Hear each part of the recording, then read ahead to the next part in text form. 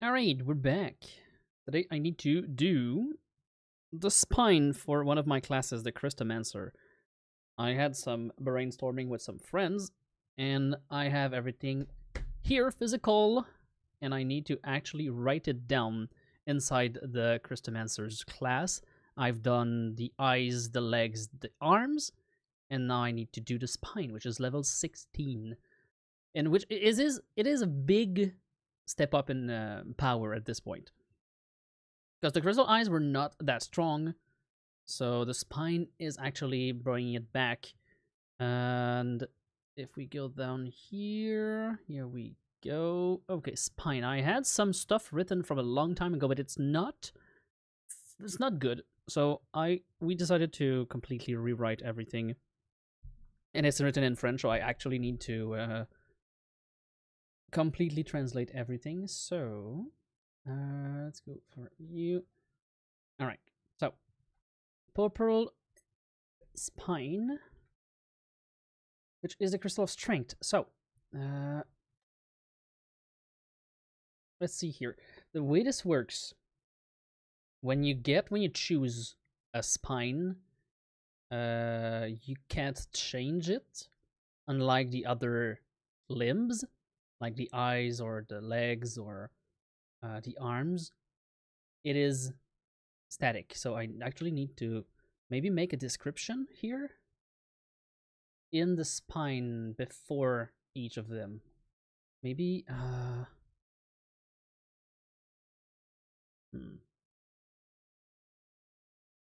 okay.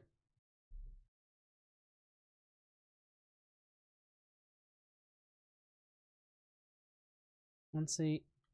Crystal spine has been chosen.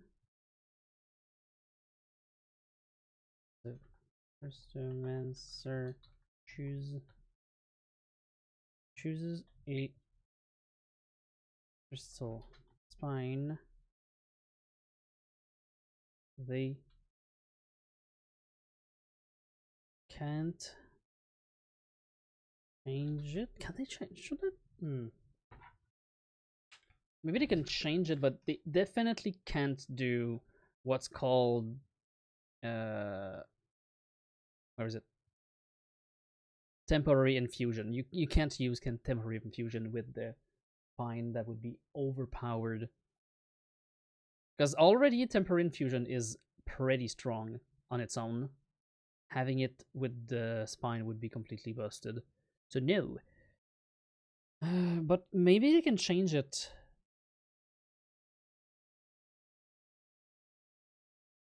If they get more than one, can they get more than one? Yeah, they can get more than one. They get one.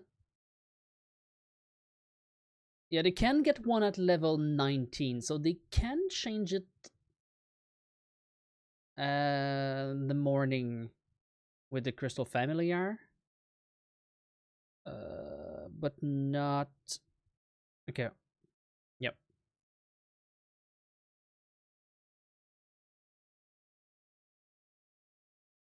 Yeah, each morning the customer can exchange their crystal limbs for another they already possess in a 1-hour ritual. Unused limb can be miniaturized by the familiar and stored in an extra-dimensional pouch. So, this limb can be miniaturized. Are. They are. They're not kept outside. Okay, so. Once the customer chooses a regional spine. No, okay, so I'm just going to crystal spine can't benefit from the temporary infusion. Yeah, that's it. It just can't.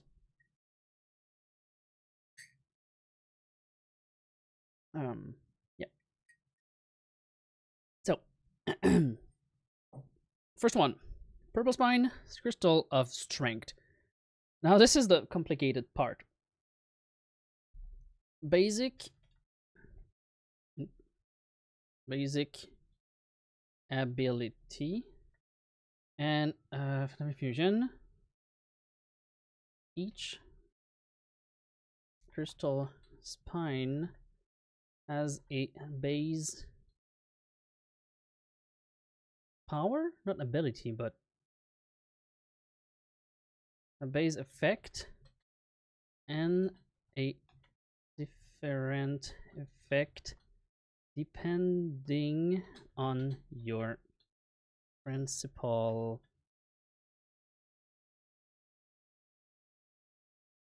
arms.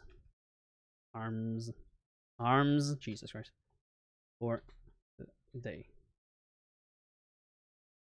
Just principal arms. No need for the day. Active. Sure. On there. It needs to be impersonal. Okay. Each crystal spine has a base effect and a different effect depending on their principal arms active. Does it make sense? Basic effect. Base. Not basic, just base effect? Basic effect? Basic effect? I can just. Okay, so for the purple, it's strength. So.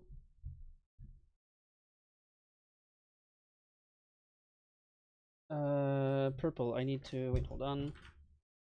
Purple. Orange. Purple, okay. Okay.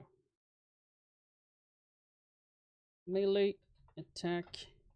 Reduce.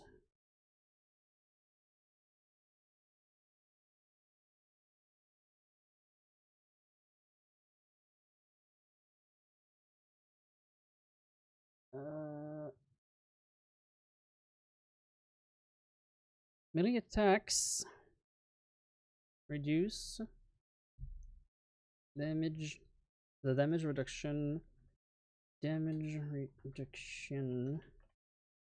of their of the target of creatures they hit. Melee attacks reduce the damage reduction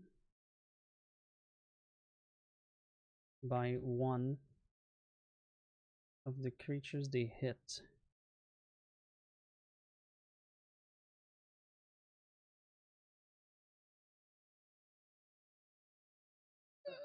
Melee attacks reduce the damage reduction of the creature they hit by 1.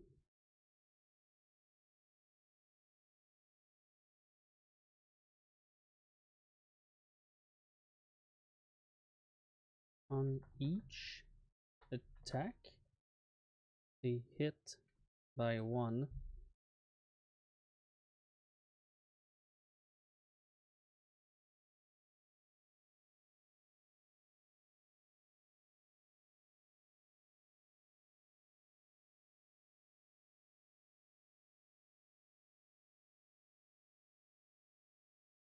Okay, melee attacks reduce the damage reduction on each attack they hit.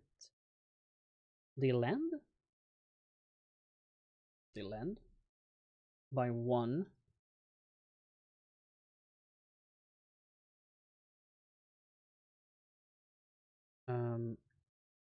Damage reduction can't be reduced.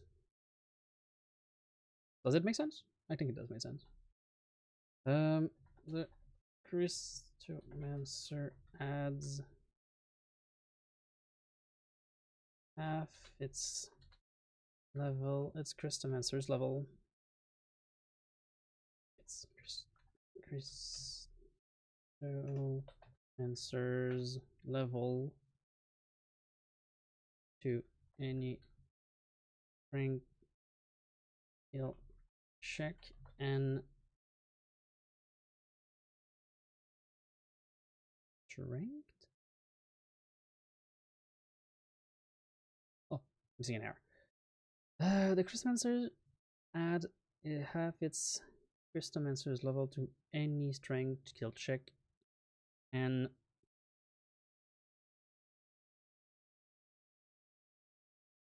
strength when relating carrying capacity. The Crystomancer adds half its Crystomancer's level to any strength skill check and strength score when calculating carrying capacity. So this is the base. There should be one more thing, but I'm not sure I'm gonna add.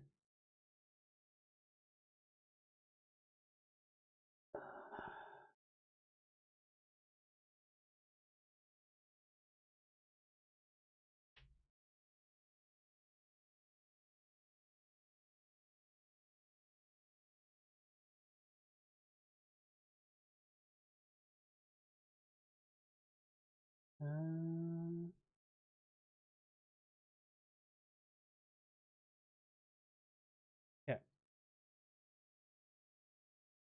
this is where I'm not sure of what we've written. It's supposed to come with a +4 strength permanent. I feel like it's too much. Especially since purity will increase the strength.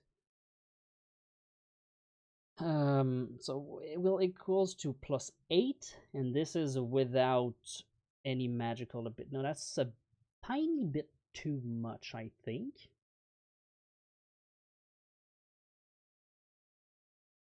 I'm just reading. See, okay. The red does that. The yellow does that. The orange does that. Okay. So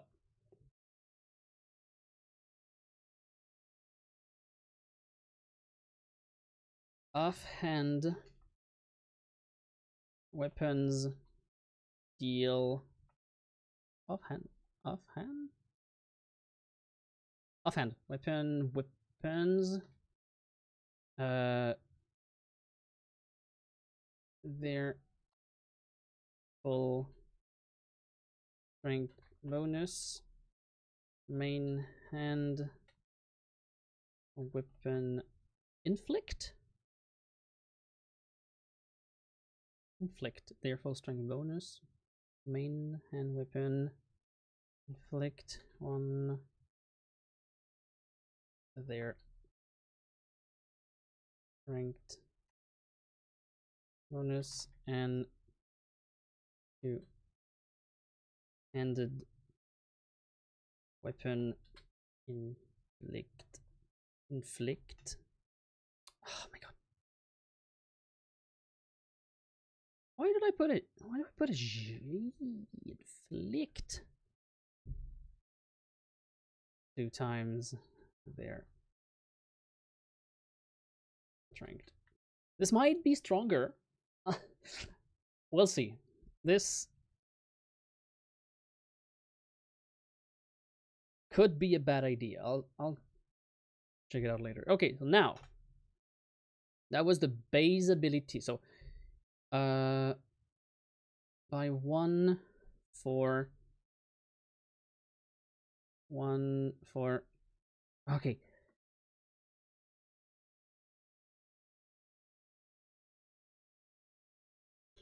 For 1 minute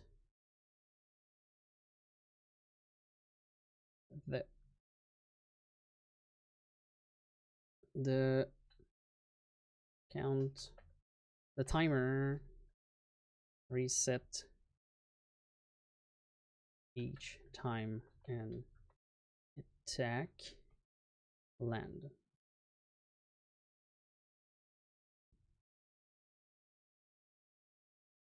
Right? Sure. That makes sense.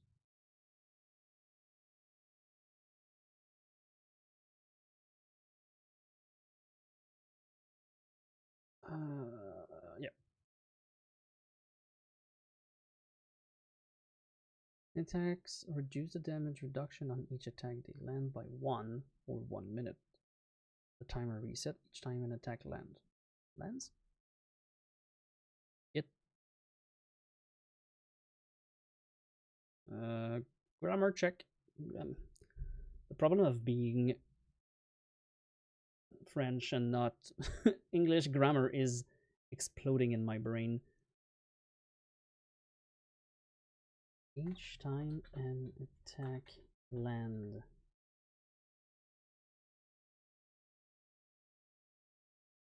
There's an S. Okay, okay. They land, but they land. They land an attack.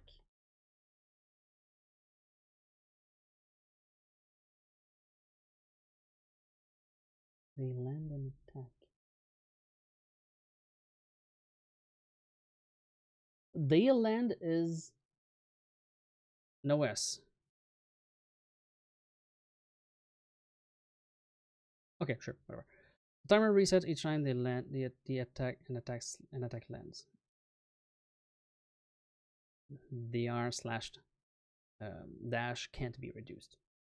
Crystomancer. So that's not that strong unless you have a two-handed build and you attack like 8 times per round.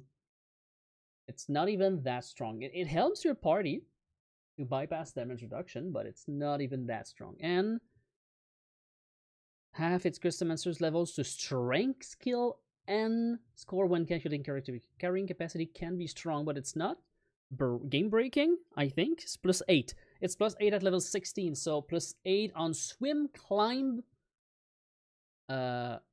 Swim, climb. I need a sheet.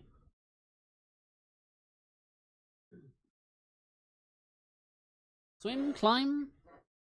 What is strength? I'm missing one. Swim. Is it just swim and climb? It is. So it's 2 skills. That's it. 2 skills. Yeah, that's not okay. So good. The offhand weapon inflicting full strength bonus, main hand inflicting 1.5, and 2-handed weapon inflicting twice is absolutely not too strong. Okay, good. Nice. It's a lot of text for not that strong. I'm fine. Okay, so purple spine. So that's the basic. Then purple, Jesus Christ, purple arms. So on the purple arms, okay.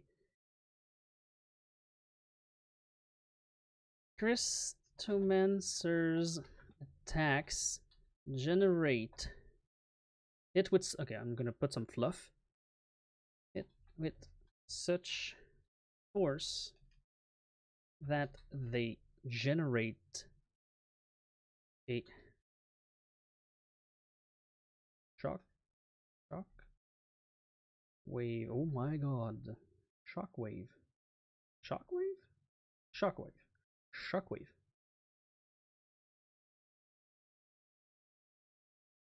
Uh there's first attack of each round. Hit with such force that they generate a shock wave.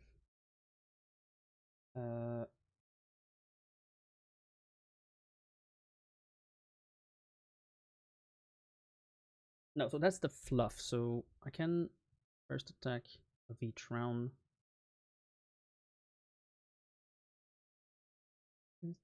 Crystomancer's attack hit with such force that they generate a shock wave. That it? Generate a shock wave.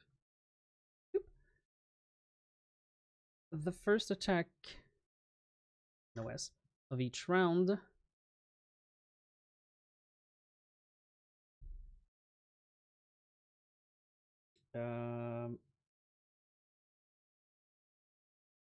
the first attack of each round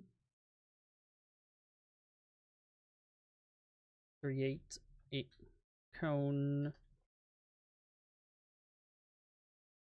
of 15 feet behind the target. There's no accent. That's French.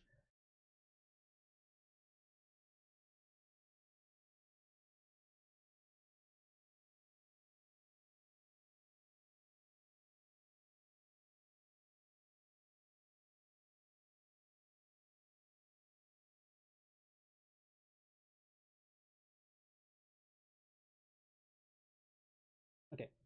The first attack of each round, create a cone of 15 feet behind the target.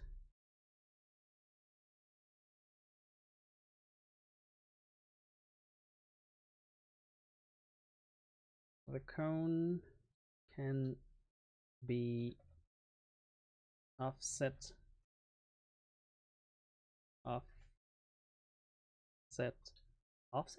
off to it by 45 degree. I don't know how to make the degree symbol.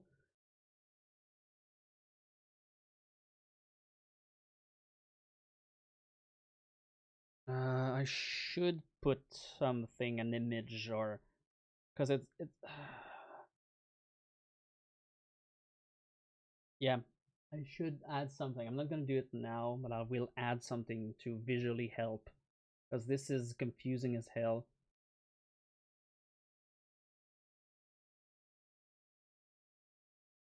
Okay, the Crystomancer's attack hit with such force that it generates a shockwave. The first attack of each round creates a cone of 15 feet behind the target. The cone can be offset by 45 degree, but must come from behind the target. Come from the opposite side. Side of the Crystomancer. Good.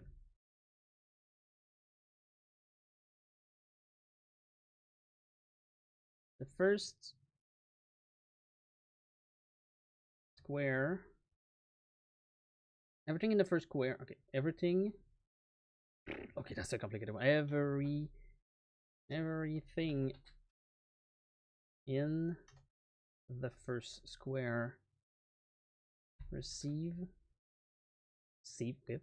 half the damage of the attack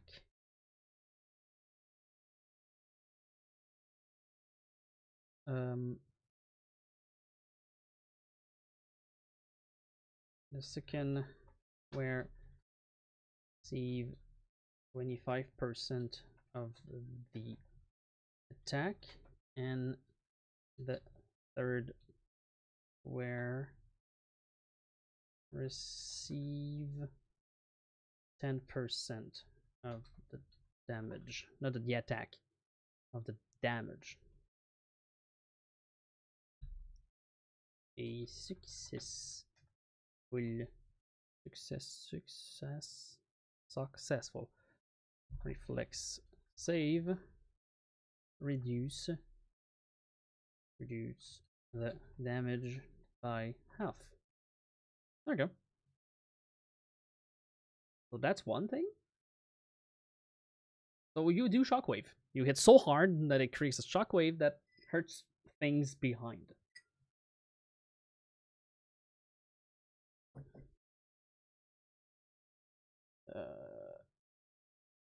Receives? It receives. Receives. There we go. Reduce the damage by half. I'm gonna do a really quick, like. Okay, hold on.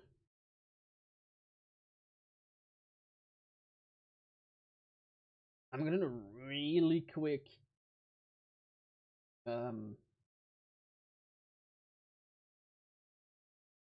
picture.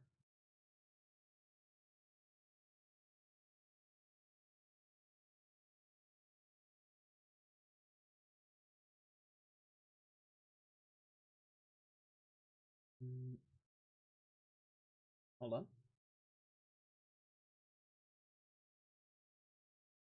How the heck do I lock?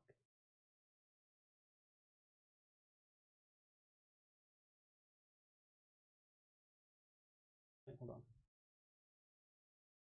Oh, okay, like this. Okay, good, good, good.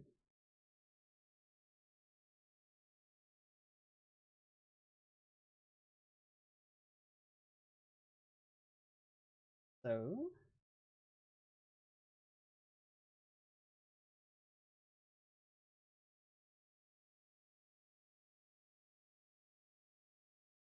yeah, I'll just do something kind of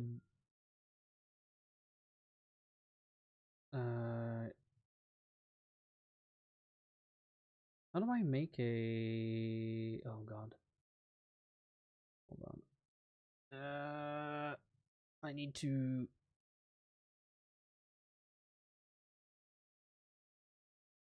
um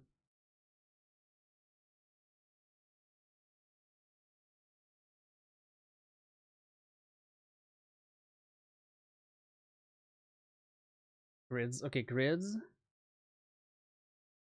Grid line every 5%? Oh, the image is not square. Image size. There we go, square. Okay, good. So now I can go and do that, and then do stroke. 1 pixel, center, black.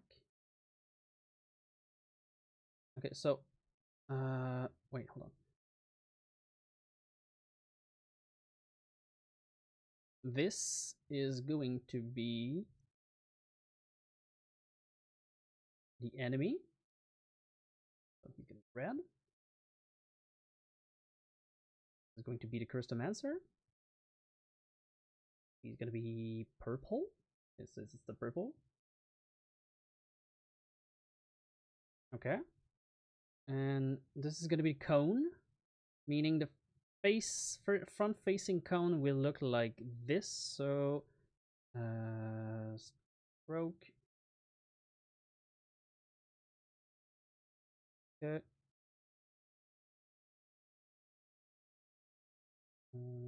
Stroke. Oh, I should. Oh, anyway, I will have to hold on. Can I just do? No. Hello. What? Can I not draw? Hello? What? What? Oh, I'm selected. You. Oh shit. You. No. You. Sure. And no. You. Okay, good. Okay, so get rid of you. Oh, it deletes the white, of course. Of course it does. Okay, good. So now I can actually you. So that's the cone. Okay. So I can write holy cow 50%. Can I just oh my god, I can't see. I'm gonna have to probably make it bigger. Yeah. Well, it's readable, but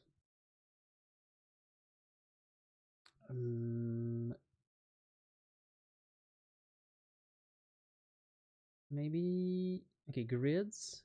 Instead of 5%, let's go 10%, and let's just double U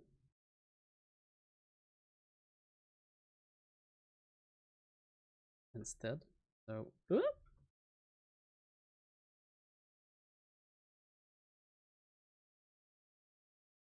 so if I just, oh my god, of course.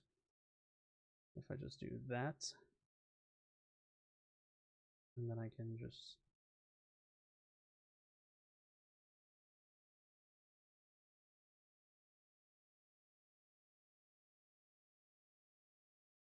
sure.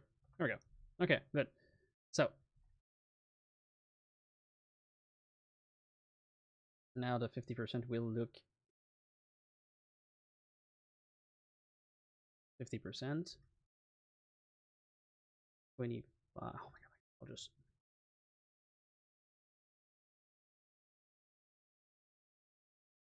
25%, 25%, 25%, and 10%. Oop, 10%, 10%. You can't chat say anything. Okay, good. Here we go.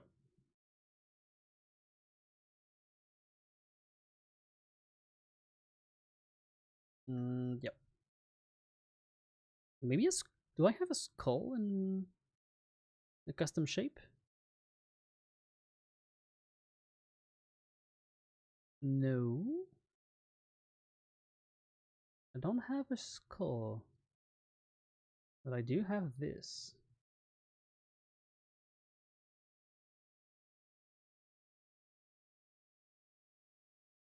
Does look like a target. A kind of really weird target, but a target.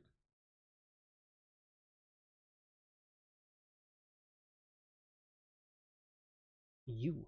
Your. You. You. So that's one way. And then the 45-degree will be. Oh god.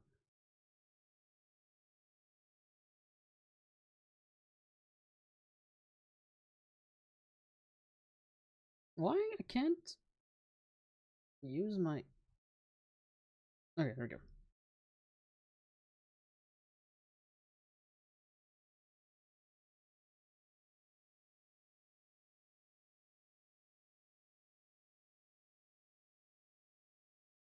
Okay. So the 45-degree one will be different. So this, I actually need to to go look at what a 45-degree cone looks like. 45, 15 feet cone. Not exactly sure. Oh, okay, like this. Of course, that makes sense. 1, 2, and 3. Okay, good, good, good. That makes total complete sense. I just need to actually select you. You go here on the diagonal. Like this. Excellent. Okay.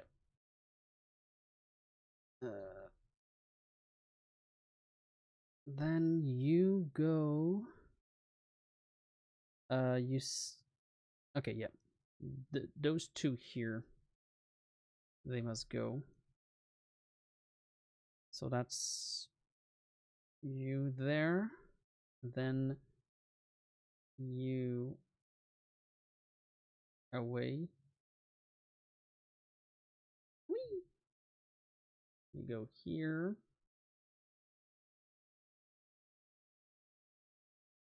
And oh, that's one less square this version. Interesting. There is a difference between the two. Anyway. Don't care. Don't really care. Flip. Flip. And you go here. Okay, good.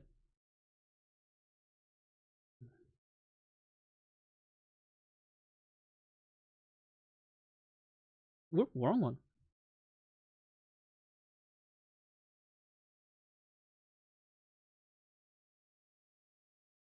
Alt delete. And what?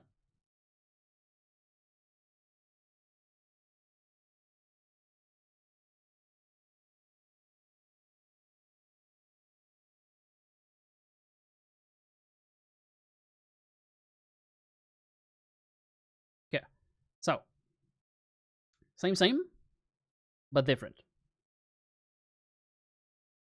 So I can just maybe yoink.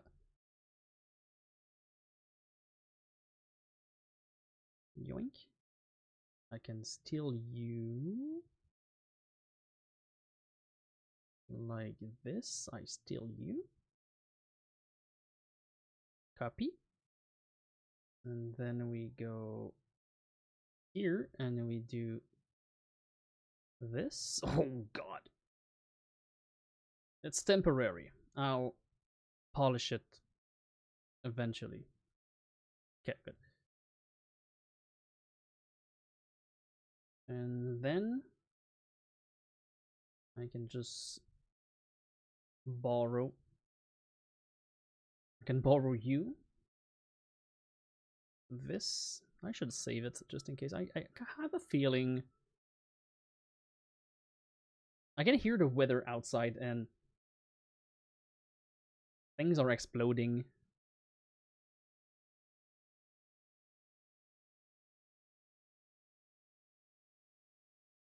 Might I might lose my power. Oh, there's two less. 25%. That's interesting. But at least you can move it. That's the point.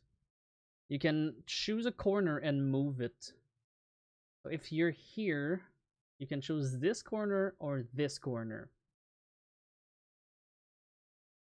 If you're here, you can choose this corner or this corner, which is exactly the same, but I guess you could choose this one. No, it's good. No, it's 1, 2, or 3. Yep. So you go here, like this, and then I can borrow you, like I messed up. It's fine. There we go. Okay. So that finally we is it gonna fit? Here. There we go. That's one way to show it.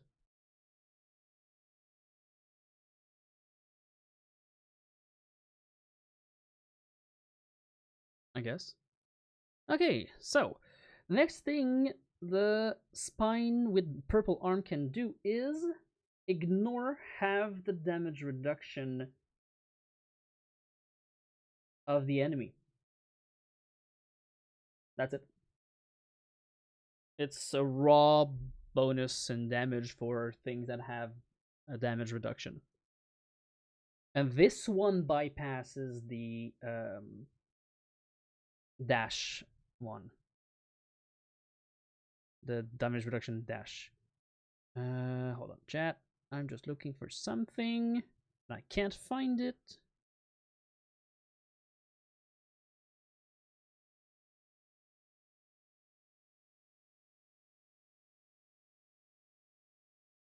Okay. So basically my goal here is to have synergy with the arm you have. So since purple arm is strength, with the purple spine, you just become a basher. You hit hard and you do stuff. But the green one, which is the dexterity, means that I need to mix this and the strength with dexterity, which was sometime hard to think, but I think we've got something fun. So let's finish this one. So the Crystomancer ignore half the damage reduction of the of everything, every target, every foe, every enemy creature, of every creature's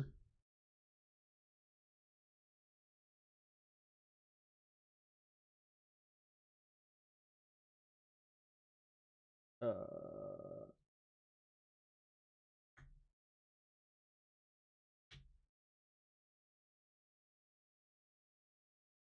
Is that it?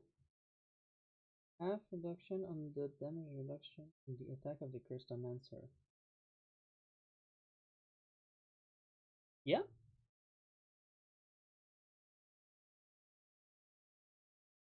Okay. Green arms.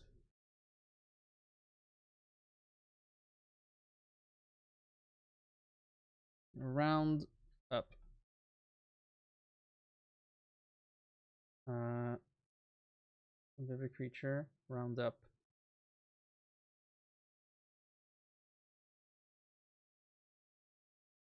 Green arms. So this is great with this one too. So you just pretty much almost ignore damage reduction. So it's good high level, which is fine because the spine you get it at level 16. So in the end, you're gonna meet stuff with damage reduction, and you're gonna say fuck you to them. Of course, the shockwave is good only when there's mobs behind, which is not the strongest thing ever. But the 50% of your damage is not too bad if you are a two-handed dude.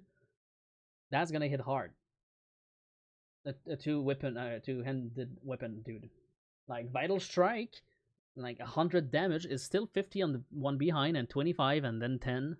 Okay, of course there's the did I explain the hold on. Do I some of them have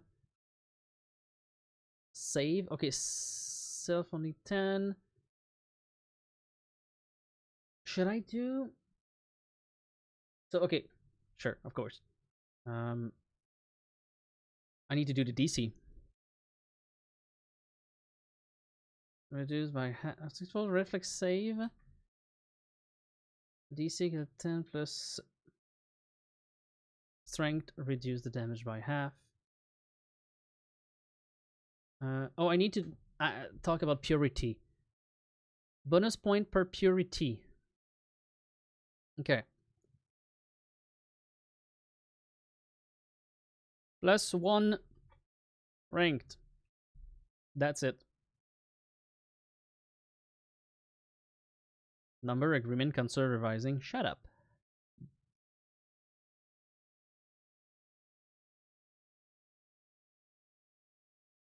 I should add this at the end, but for now, I just want to have it here. So for every point of purity you add, you gain 1 strength. It's an untyped bonus, so you can combine it with enhancement, luck, strength, moral, size, name it. So at level 16, you have 3 purity points. So you can effectively, not 3 purity, the maximum you can add to something is 3. Meaning, the purity point you get at level 16 is 8. So remember, you have the arms, the eyes, the legs, and the spine. That's 4. That's 4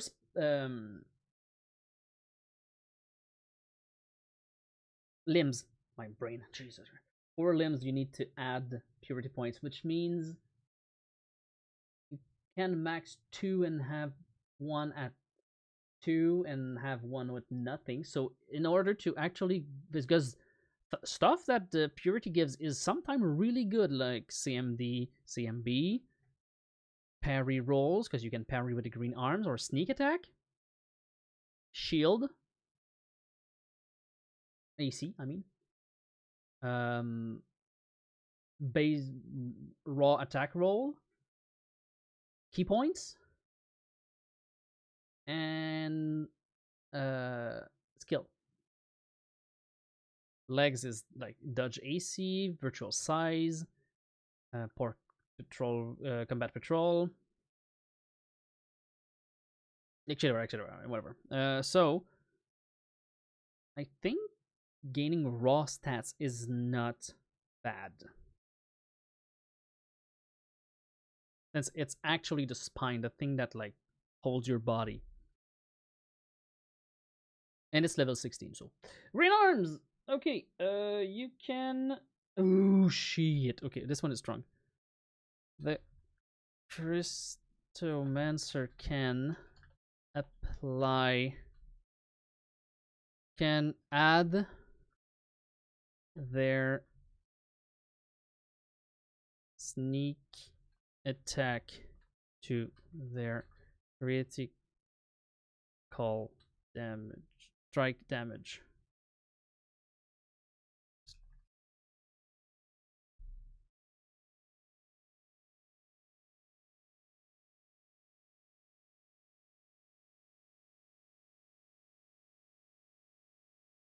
Um,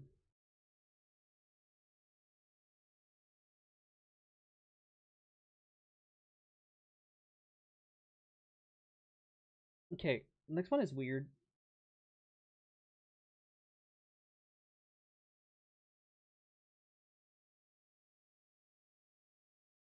When the Crystomancer parries like that, an attack, they can immediately do a thunder, and they gain the effect of the improved thunder. When the Crystomancer parries an attack, they can immediately do a thunder as a free action. Right, let's go read the parry. Hold on. Let's go read the parry. Green arm. As immediate action, the Crystomancer can parry a melee attack targeting them. They must make an opposed attack roll using their dexterity modifier, even if they do not have weapon finesse feat. The weapon finesse feat.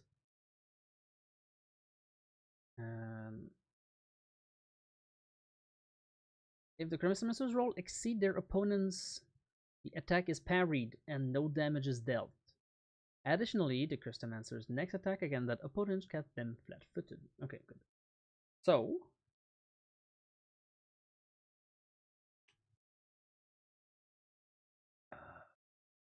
green arms. The Crystomancers can add a sneak attack to critical strike damage. When the Crystomancer parries, I'm gonna separate it because it's two different things. Parries an attack, they can immediately do a thunder as a free action, and they gain the effect of the improved thunder.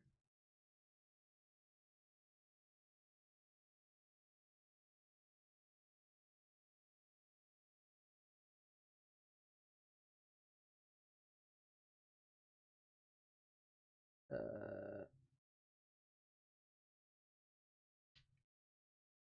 the Crystomancer chooses if they use their dexterity or their strength to do the thunder.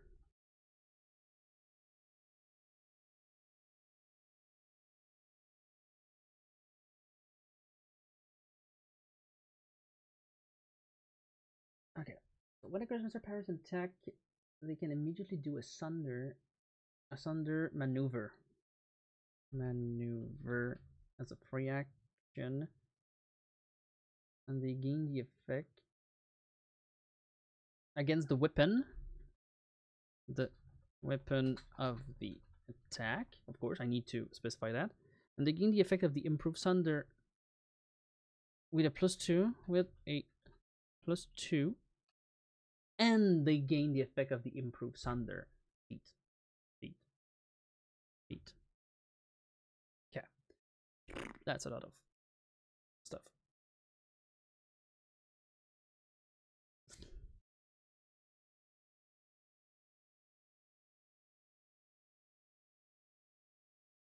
Good.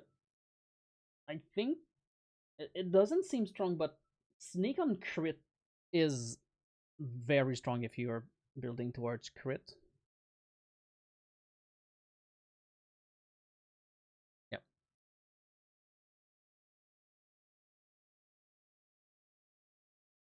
they use their strength to do the sunder.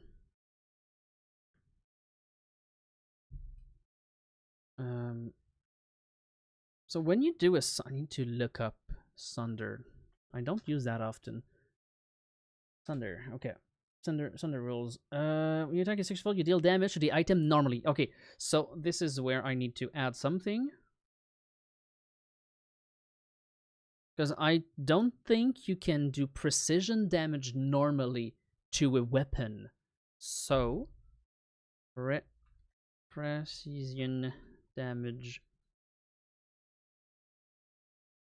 is applied to is counts.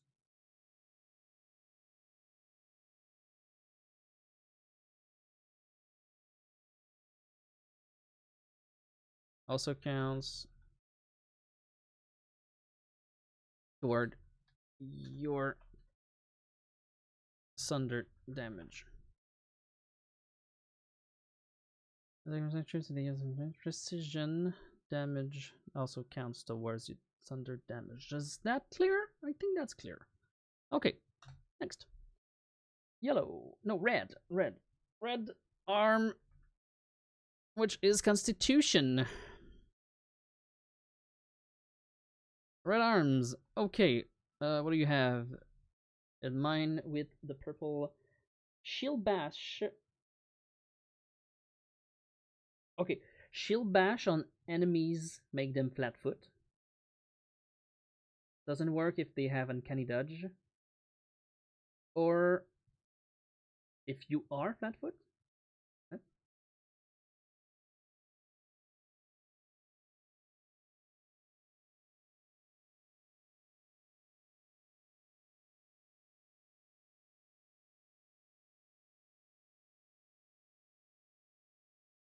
What?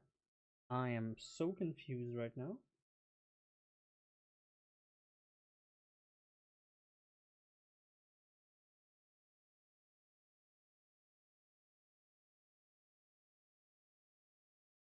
When we were brainstorming, I had someone write it down, and I'm not sure how.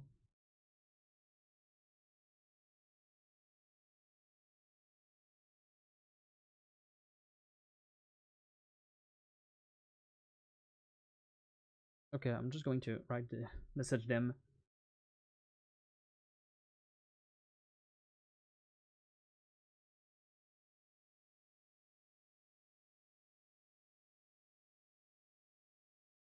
Hold on.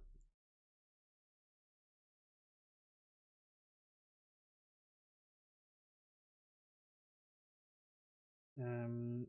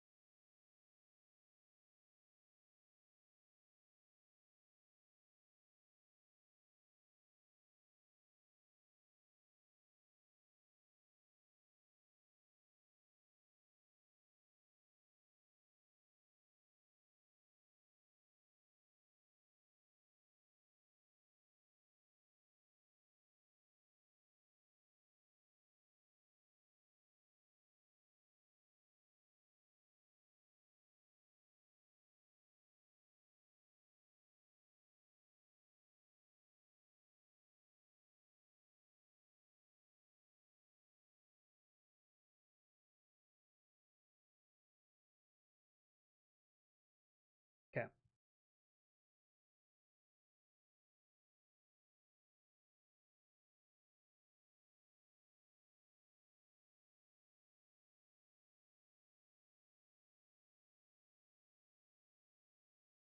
I'm not sure. What would we say about this one? So, shield bash on the attacks of the enemy.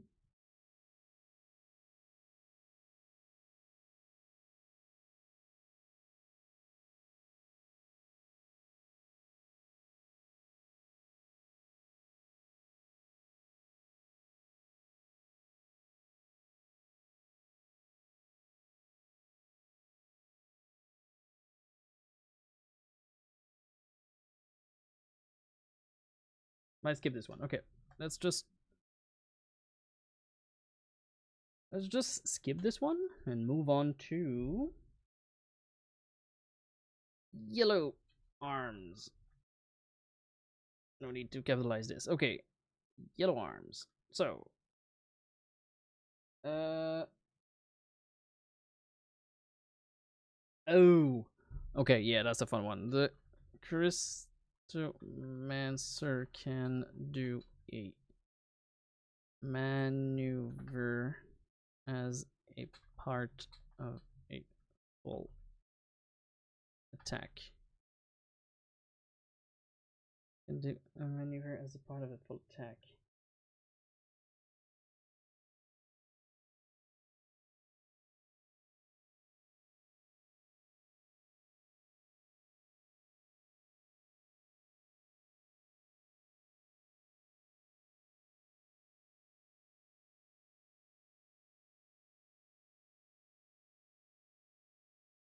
Wait.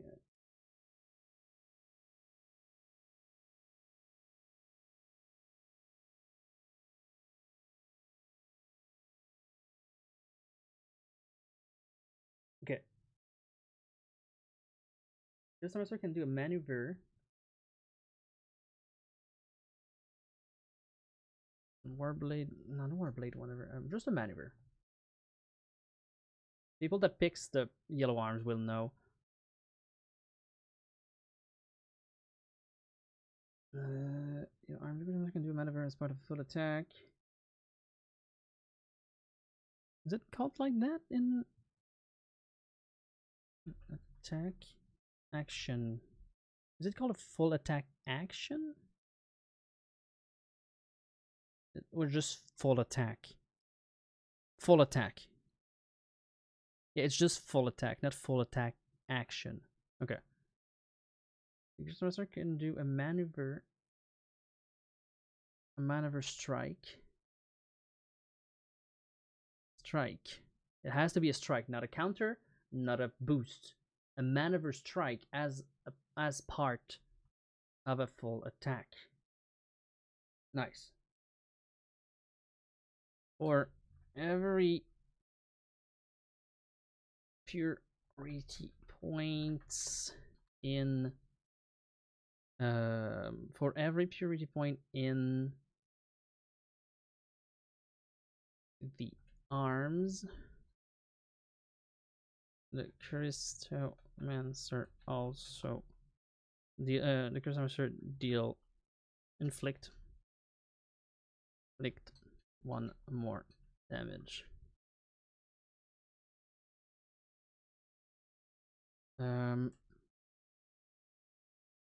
One more damage? What have I done wrong?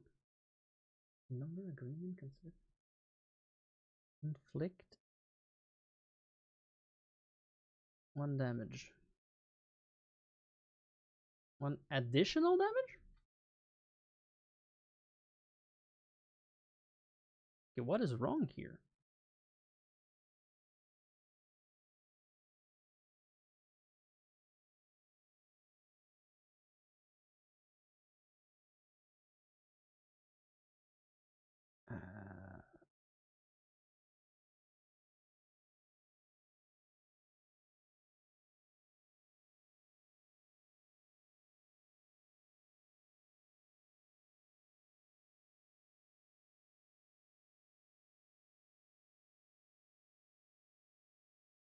For each point of future in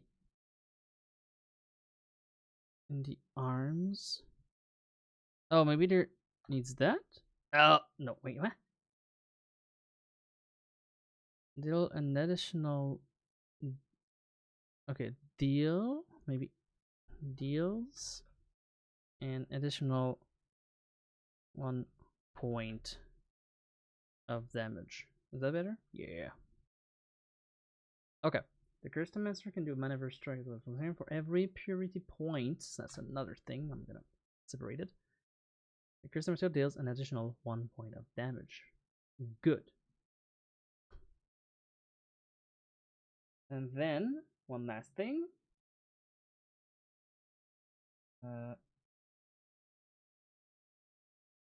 the to hit bonus, to hit the attack bonus,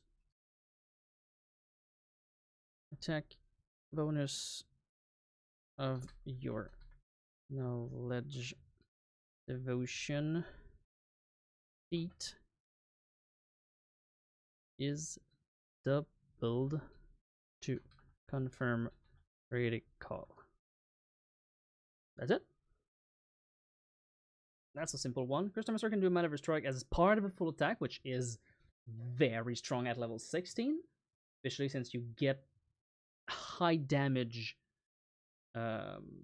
maneuver at high level. So doing it as part of a, especially if you combine, if you do temporary infusion with your purple arm. If you choose the yellow arm as the principal arms, you take the purple column spine, and then you use the temporary infusion for the arms to get a perfect base attack bonus, meaning you have 4 attacks and you do a maneuver. This one hits hard. You have 3 attacks if you don't infuse the purple, but it's fine. It's like, yeah, one more spell. Okay. So then for every purity in the arms, you can deal 1 additional point of damage, which is like 3 damage. Or 4 if you have the feat to have 1 more. And the last one is just something little. Okay, next. Orange arms. This is just the first spine, guys. We're not even done. It's been an hour. It's gonna be a multiple stream. Okay.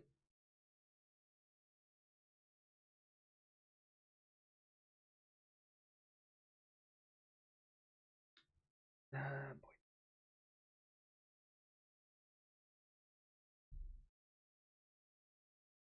If the Crystomancer uses knock soul on a creature, this creature is also staggered the round after. Staggered 2G? Yeah. Is also staggered the round after.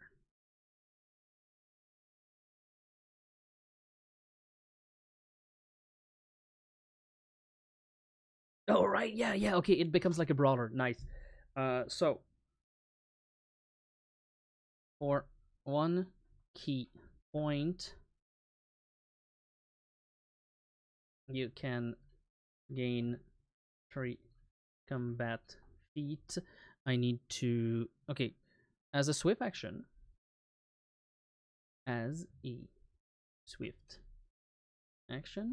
maybe move action, by using 1 key point, you can, okay, let's go see the brawler. Brawler Pathfinder. I just want to see at level 16. What is it? Martial flexibility. Warrior can use the ability to gain the benefits of 1 combat feat as an immediate action or 3 combat feat as a swift action. Good, swift action. As a swift action, by using 1 key point, you can gain 3 combat feat for how long?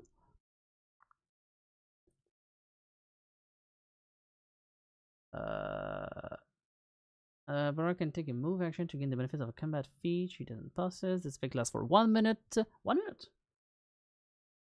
1 minute.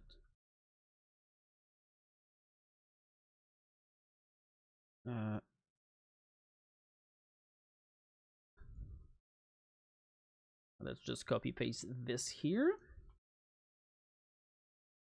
They may use this ability a number of times per day equal to 3 plus half their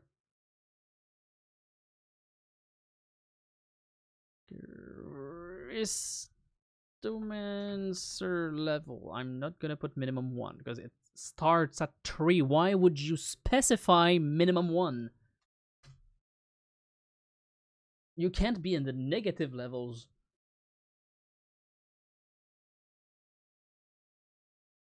By using 1 key point, you... Oh, it always use key point. Why would it need use per day? Nah, screw that. It's already at like 17, 19 uses per day. That's dumb. Let's just say it uses key points. It's gonna use your key pool. What's the key pool, by the way? Arms, arms, arms. So, like any people and has the same power as a monk. Crystomancer can access to the monks right here. Like a monk beyond 4. Their key pool is equal to their wisdom. Oh, they have barely any key. Okay. Yeah. And they gain the Nox Soul effect, which is a nice feat that I made. It's like a stunning fist, but stronger, like Doctor Strange stuff. You knock the soul out of the body, and then you can just beat down the soul with your crystal arms that hit Ghost Touch. Okay, nice. That's the orange arms, which is pretty simple. So staggered after, and 3 combat feat, which is really good. Should I specify that they need to meet the prerequisite for the combat feat?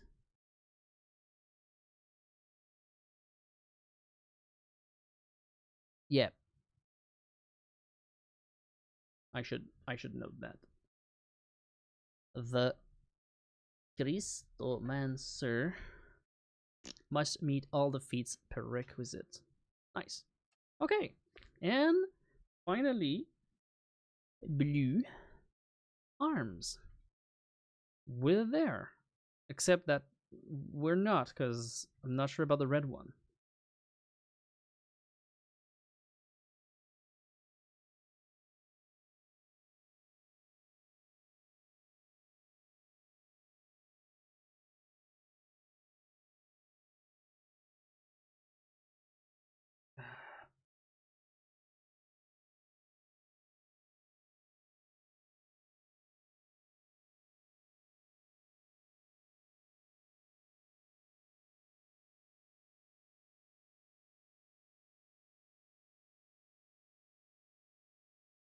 Yeah.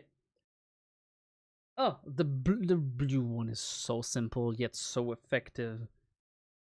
The Crystomancer can attack while the Sanctuary effect is active, which is pretty strong.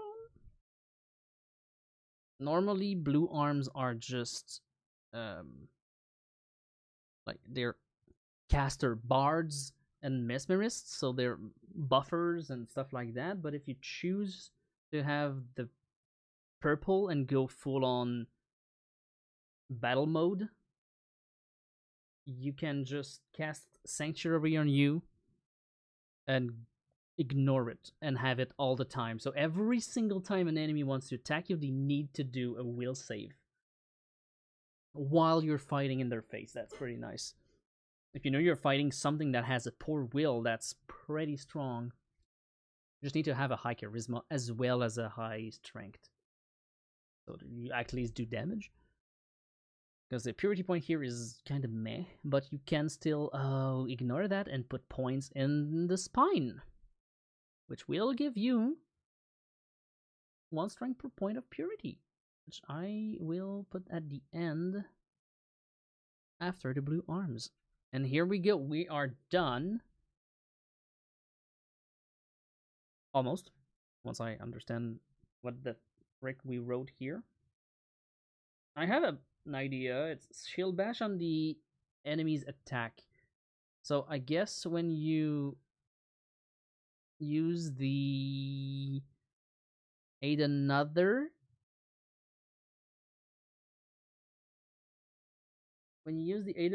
to help an ally, you shield bash their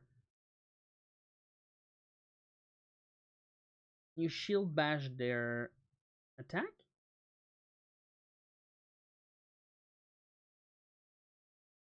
Right?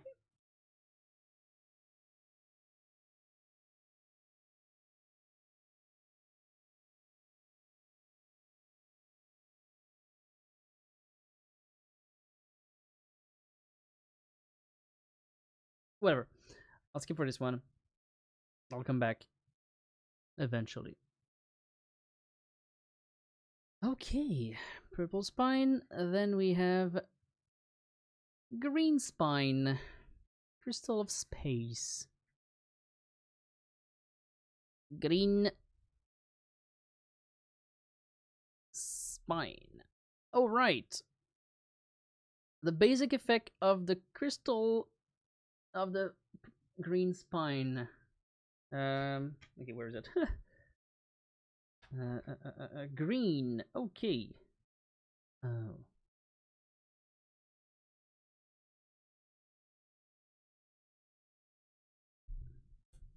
Good. That one's strong. Maybe too strong. I'm gonna have to think about it, but okay. The Crystomancer is permanently under the effect of freedom of movement. That's already pretty good. Crystomancer is permanently under the effect of freedom of movement. That's the first thing.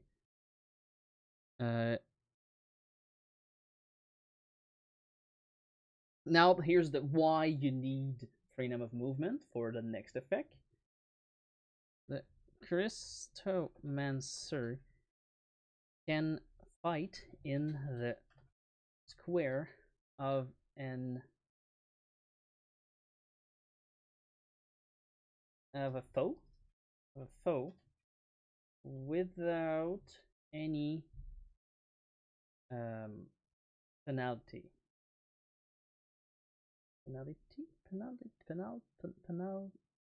Penalty. The Crystomancer can fight in the square of a foe without any penalty, and that same foe is flat foot. Does it need a dash? Footed against the Crystomancer.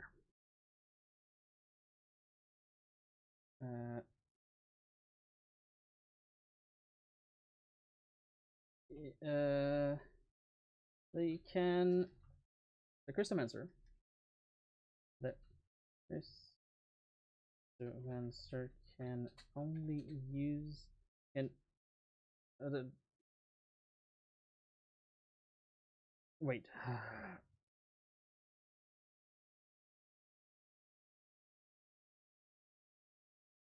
Creatures to size above the Crystomancer and creature having the uncanny dodge class feature ability brain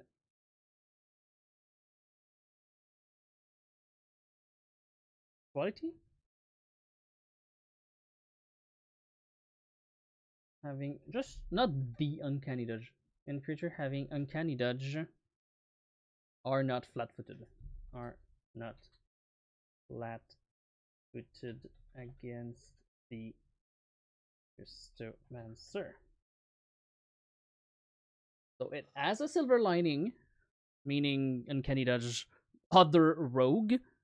Wait, does rogue? No, rogue has evasion, other monk and barbarian or monsters that have uncanny dodge. It happens sometimes. And giant creatures, because you all can already be in their square anyway. So it only works with, like, if you're medium, it works with medium and large. Two sizes above the Crystomancer and creatures. Creatures having uncanny dodge are not flat-footed against the Crystomancer.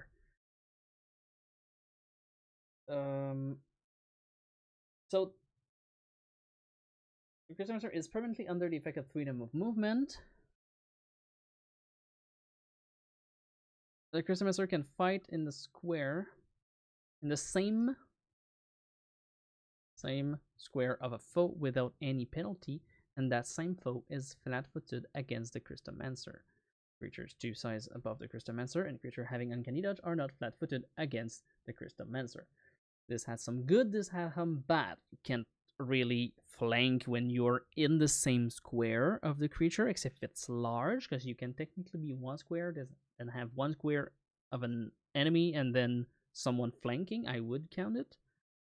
And you're literally in the face of the enemy, meaning there's a good chance you get beaten to death if it's too strong, so you don't have like tactics or stuff like that. And it's only good against melee green character.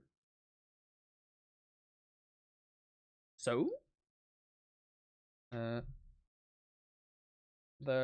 Crystomancer add half its is there levels to acrobatics and gain a +4 in stealth.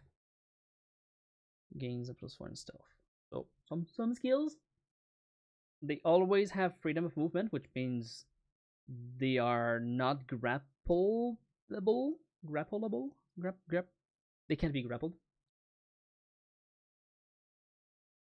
Yeah. So that's the base effect. Then purple arms. And we're back. So if we compare Purple Spine, melee attacks reduce the damage reduction on each attack they land by 1 for 1 minute. The timer reset each time the attack lands. Simple. DR slash dash can't be reduced. Crystomancer adds half his Crystomancer level to any strength skill check and strength score when calculating carrying capacity. Offhand weapons inflict their full strength bonus. Main hand weapons inflict 1.5 times their strength bonus, and two-handed weapons inflict twice their strength bonus, which is kind of strong. I mean, if you have 30 strength, let's say at level 16 you have 30 strength, instead of doing 15, you do 20. So it's 5 more damage. It's not a lot. Okay, you can crit it, but not as strong. So I think it's fine. All right, purple arms. So what do we have here?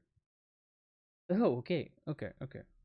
Any weapon is a finesse weapon for the Crystomancer, meaning halberd, finesse.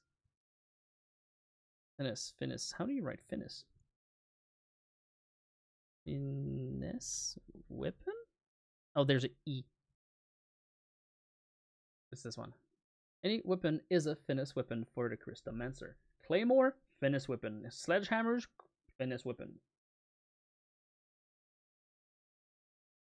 Any weapon is a finesse weapon for the Crystomancer, and they can add their dexterity modifier to the damage of their attacks, meaning in plus of the strength.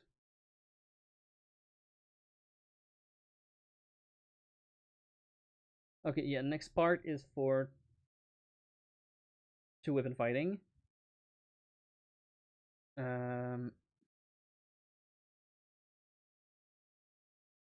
Yeah, Yeah, this is basically the same thing as this one, but only offhand and weapon inflict their full strength bonus. So it is a bit redundant. It is just one of the things. Offhand weapons inflict their full strength bonus, and you can hold a non light weapon in your offhand.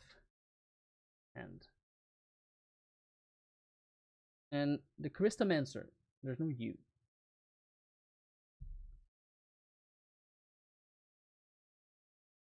Answer can hold a non-light weapon in there, and there offhand. Okay, good. We're getting there.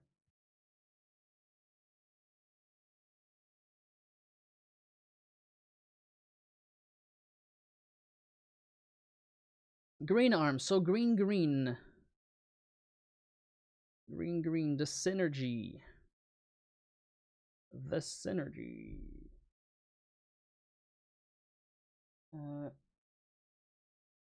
Oh yeah, that. When you are fighting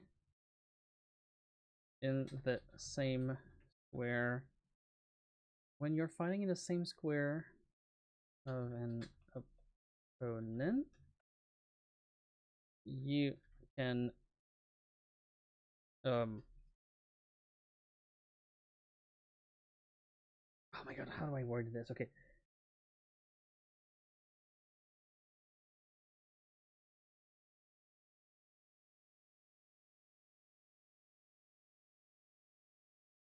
Foes having uncanny dodge are flat footed if they fight. Oh my god, I have a hard time with this one. Okay. When fighting in the same square of a foe that assess uncanny dodge, you still make them flat footed. When fighting in the same square of a foe that possesses uncanny dodge, you still make them flat footed.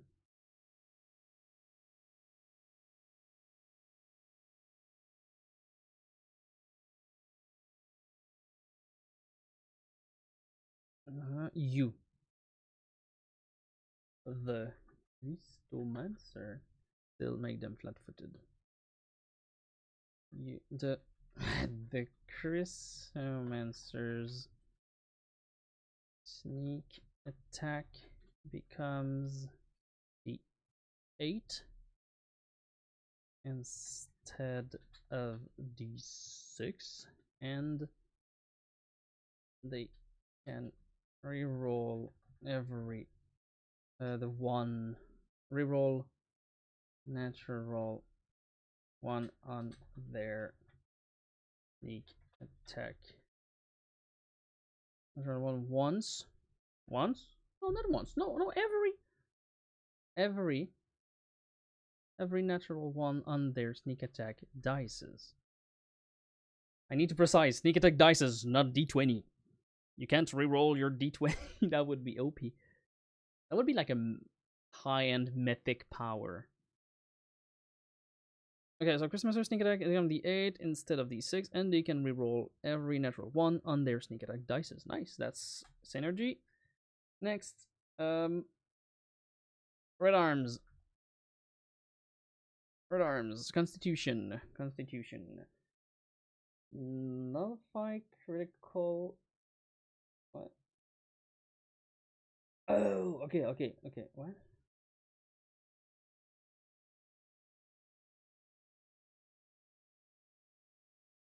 How did I write that? Nullify criticals for the Crystomancer and allies under the aid another. Okay.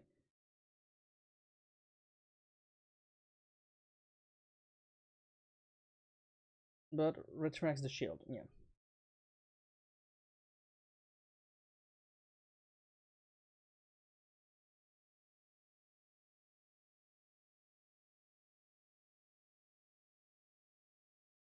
Okay.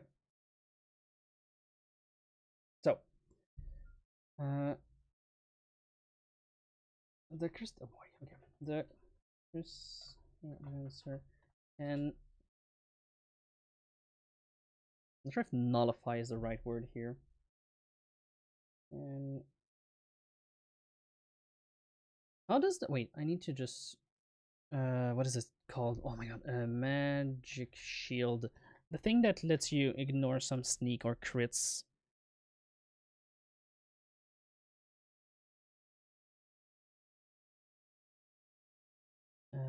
Magic shield Pathfinder.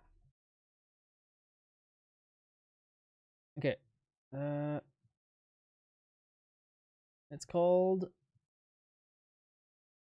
warding. No.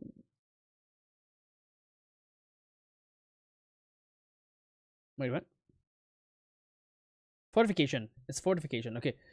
Uh, when a critical hit or sneak attack is scored, and wherever the chance that this is negated, can negate. There we go. That's the word. Negate a critical strike on them or their on ally under the shield other. Shield other. Is it shield other or shield another?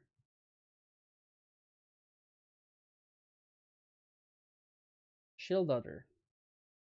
You can cast a shield other spell at will, but only on one target. Can be affected by the shield at any time. Yep. So this one's gonna negate a critical strike on them. Self? Themselves? Or their ally. The shield other.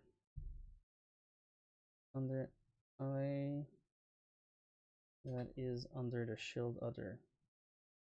But doing so removes retracts the shield. Retracts? Removes the Crystomancer's shield and the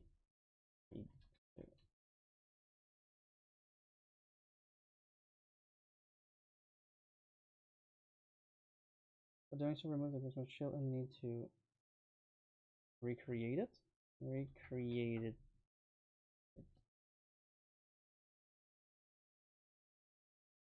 Okay, then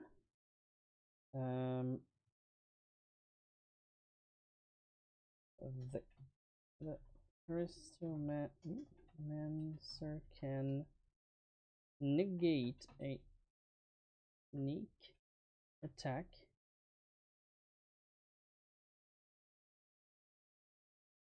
with an attack of opportunity when I eh? Eh?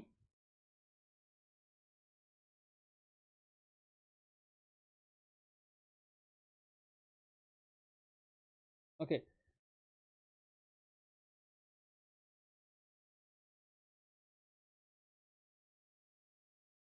By using an attack of opportunity, by using an attack of opportunity, the Crystomancer can negate a sneak attack for them or their ally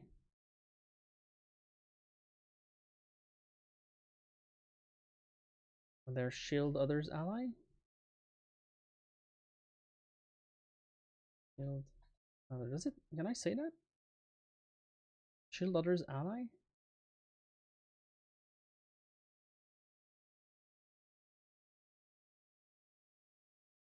Sure. Whatever. It's understandable, I guess.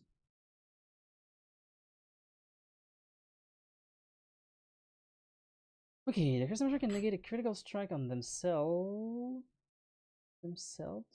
or their ally that is under the shield other. Their shield other's ally. Yeah, I prefer that. And their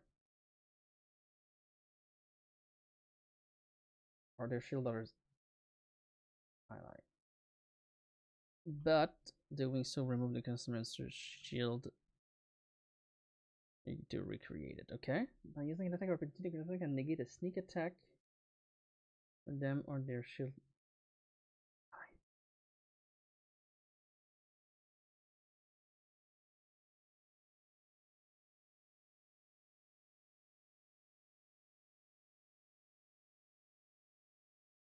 Uh,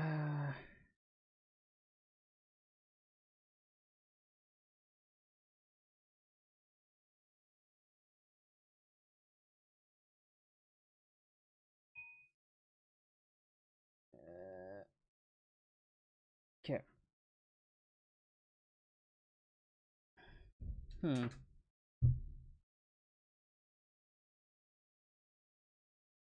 Yeah.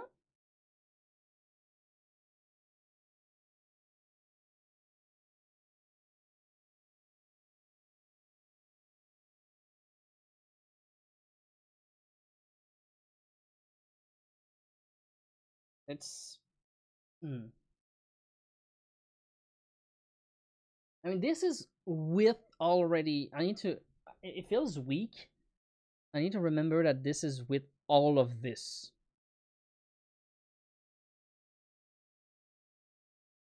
So you're already gonna be in someone's face doing stuff. Yeah.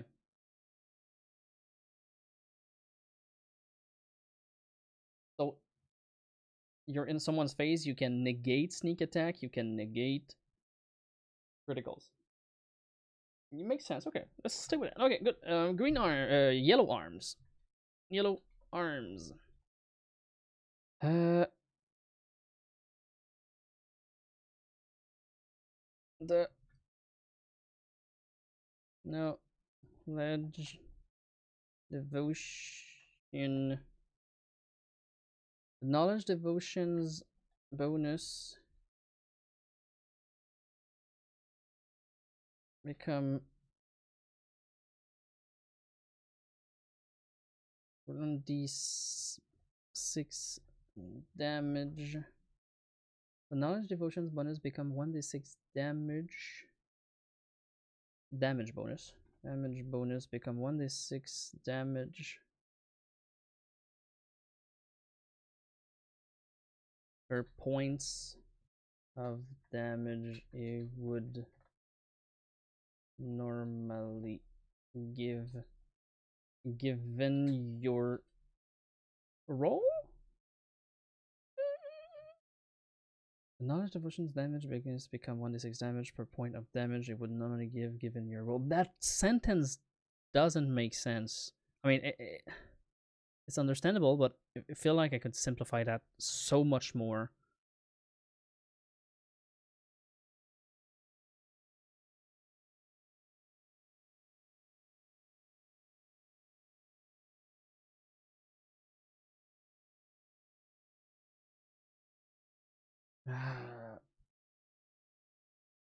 Knowledge devotion, the damage.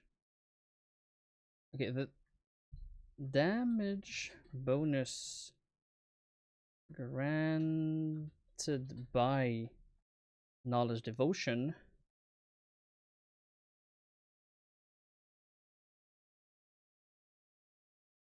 becomes 1d6 point of damage, points of damage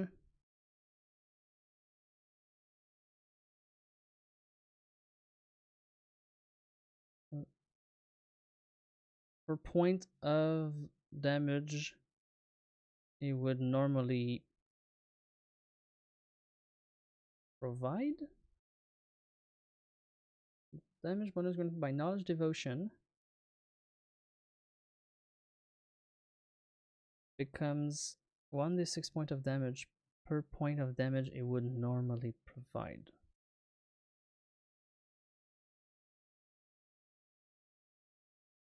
Yeah.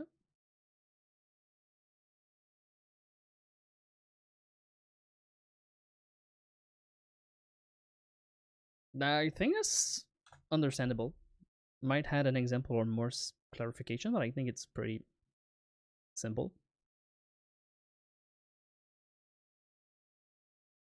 Yay! Arrange arm, arrange arms. Okay, this one.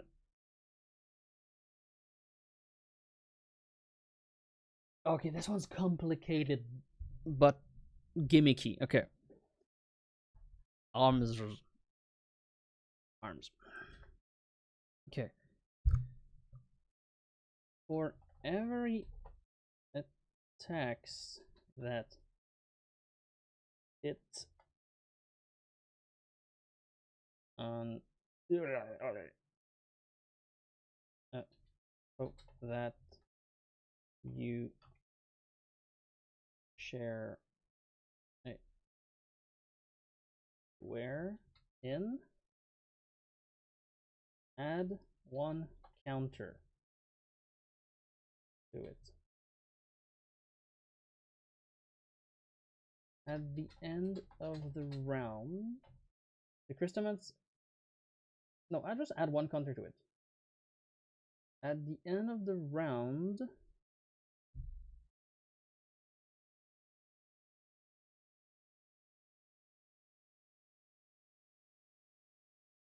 okay, at the end of the round, the number of counters becomes the dice of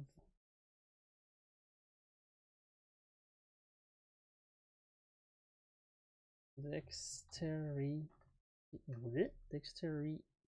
damage the enemy receive. Okay. For every attack that hit a foe, you share a square in. For every attack you make against a no, you hit, because it's if you miss, it doesn't count. For every attack that hit a foe, that you share. Oh, you share? I don't need that. You share a square. You share a square. For every attack that hit a foe, you share a square. Add one counter to that foe. Creature? I can just say creature instead of foe. Creature? Okay. Creature. At the end of the round, the number of counters becomes the die of this creature received. Creature receive. So if you do 5 attack, it's a D5. So if you hit 8 attack, let's say 8, it's a D8 of dexterity. Does it make sense? I think it does. It's not all.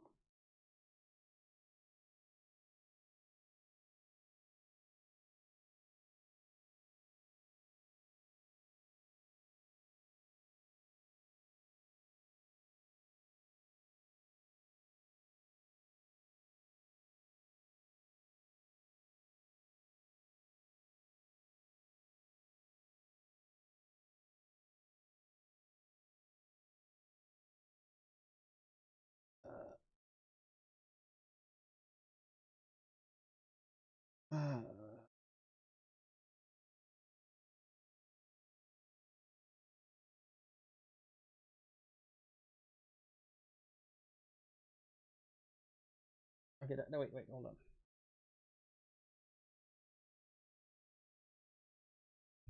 Each time the Crystomancer hits a creature that shares their space,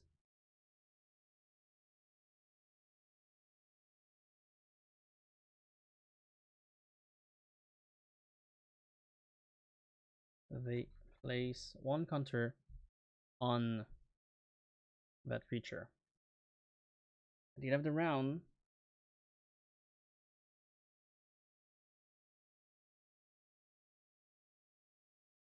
the number of counter becomes the size of the die. Size of the die.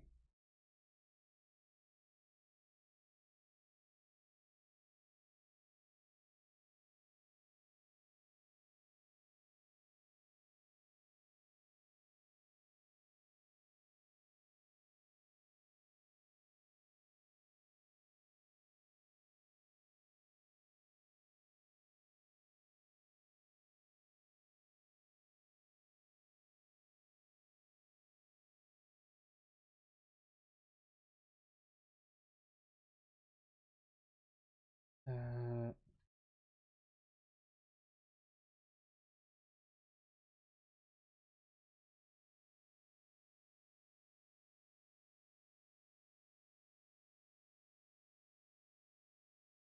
yeah. Some creatures strike a creature that share their space.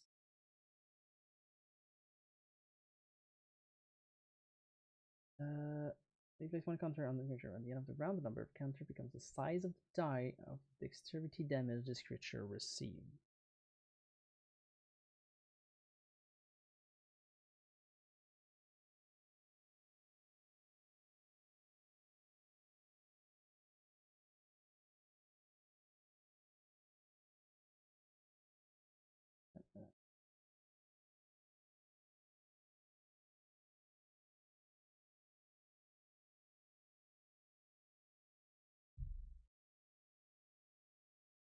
And then all counters are then removed.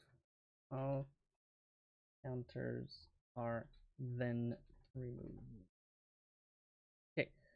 There's not only that.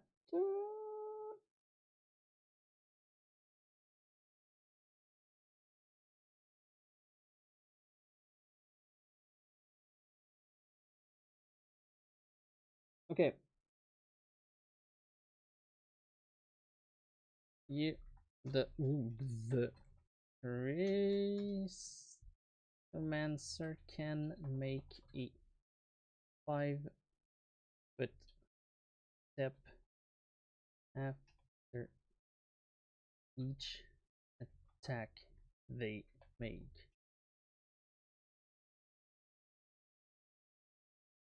They have freedom of movement, so they just go through mobs. So you can just go through stuff.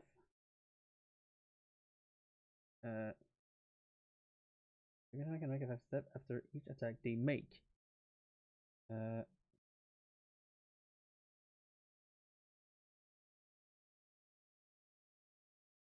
I need to go read. Oh, I need to read my own feet. Hold on. Feet. Class feet. Oh no, it's not in class feet. It's in combat feet. Combat feet. Combat feet. Where's Noxel? Noxel.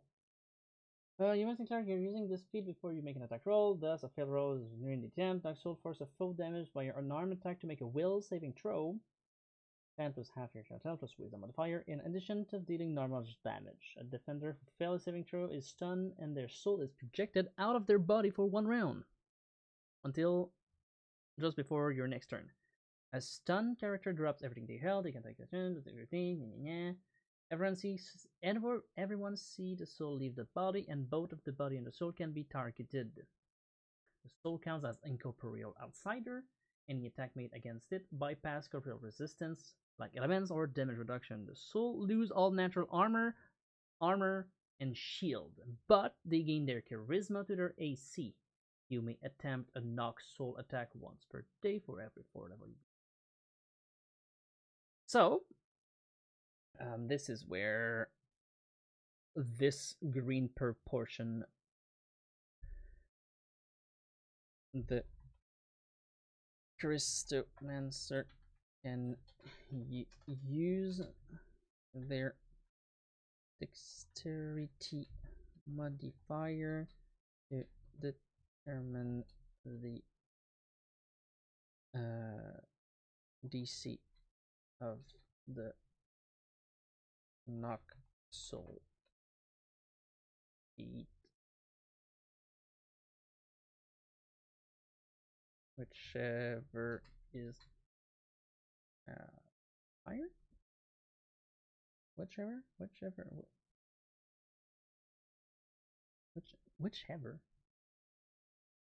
Is it fine? Yeah, I think it's fine. So, a ranged arm, each of the hits a creature, they share the space. They place one counter on that creature. At the end of the round, the number of creatures become the size of the die of dexterity damage this creature received. All counters are then removed. Do we allow a save for that? Or it's just dex damage and suck it up?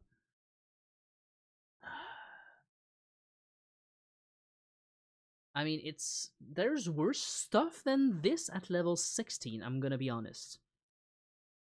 Like, 1d6 dex damage is nothing compared to what you can do with spells. And they have to hit the target.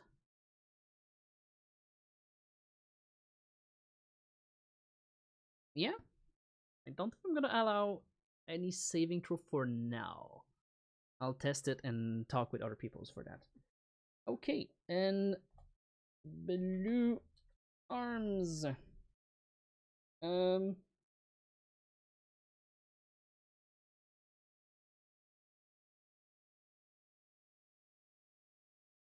yeah. Oh, that one. That's the League of Legends one. Okay. For a number of round equal to their charisma modifier. Charisma modifier. Today. I need to go to the bathroom. I'll be right back.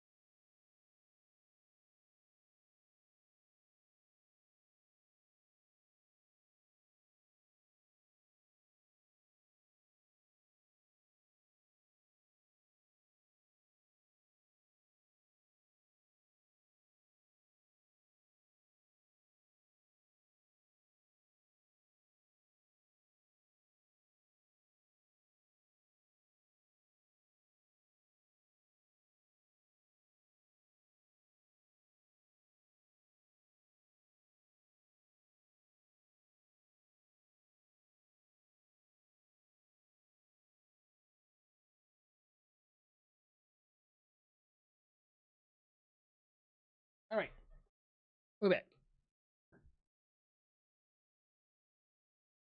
Okay, so yes, blue arms for a number round equal to their charisma modifier round per day. Per day. Why am I writing it like that? Equal to the charisma modifier. They can share square of an ally.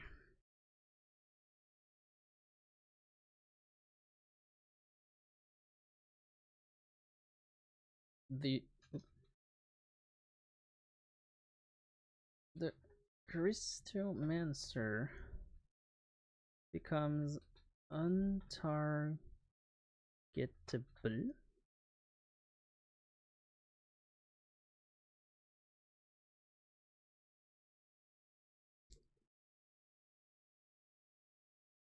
for a number of rounds per day equal to their charisma modifier, which means not a lot.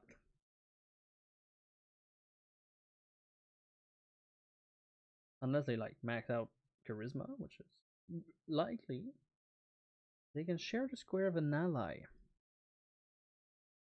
Untargetable? Untargetable. Is that not a word in the word dictionary?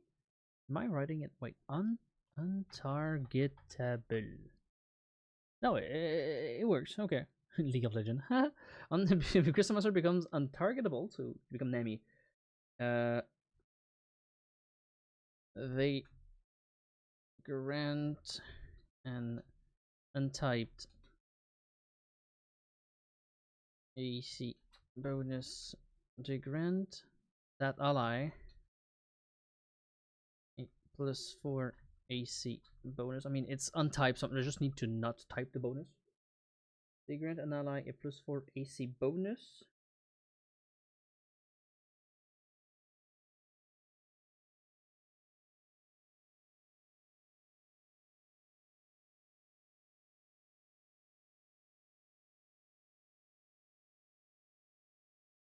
Okay.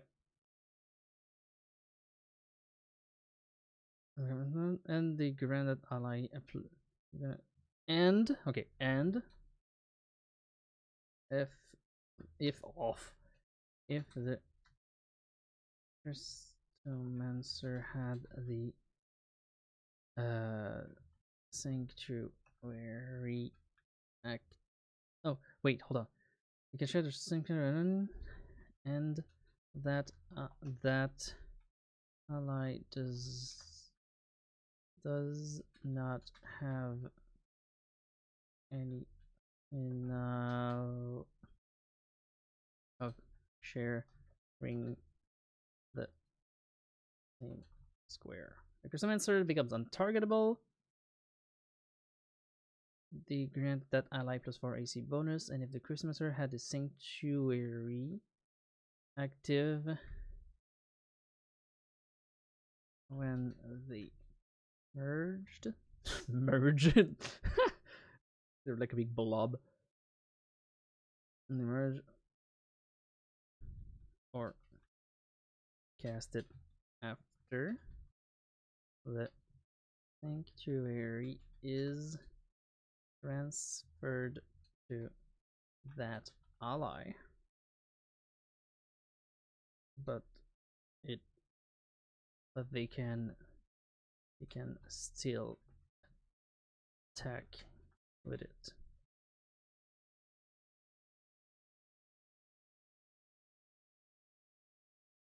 If the ally move the Crystomancer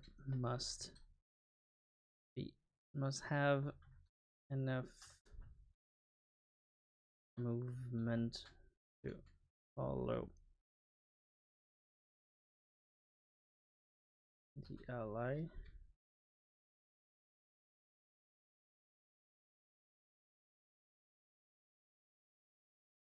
Left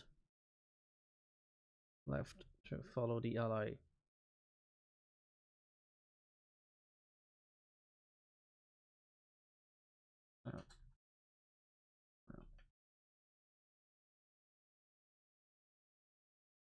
Okay. You grant 9 plus 4 AC bonus, and if the Crystomancer had the Sanctuary active, Sanctuary spell active when they merge or cast it after the Sanctuary is transferred to that ally, but they can still attack with it. If the ally moves, the Crystomancer must have enough movement left to follow the ally out of their round. Seems legit. Wow, this is a lot.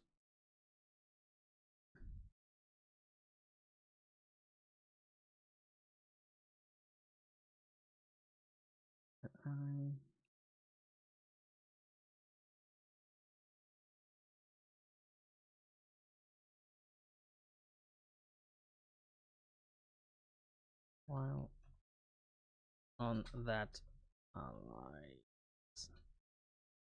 where I'm gonna have to specify that.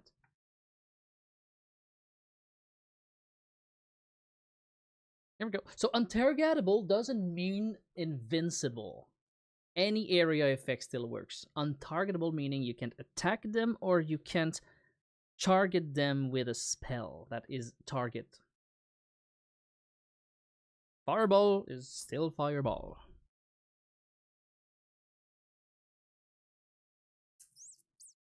Yep.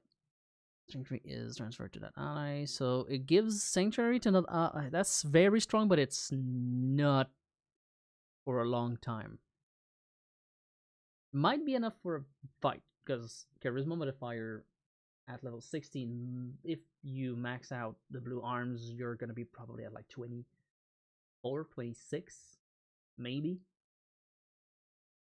Maybe 28 if you really invest in it. So that's like 8 rounds, 9 rounds, which is way more than enough for a fight or two if they like time their stuff right. They can just do one round with someone and then the next round get out. Should be enough. It does feel strong though, but it's the only thing it adds.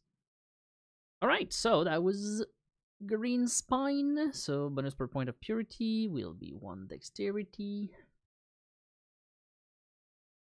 This 1 dexterity.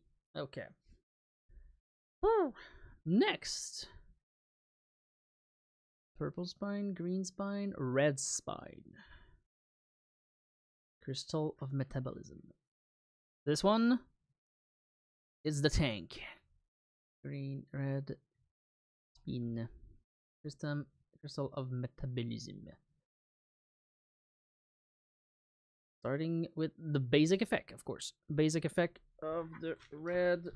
Where's the red one? Blue. Red. Okay.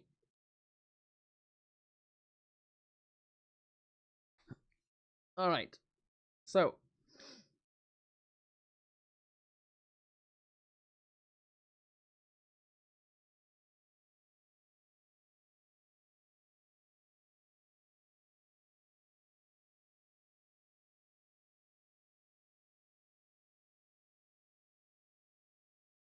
Oh, okay.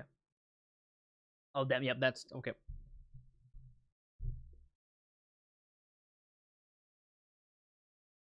Um.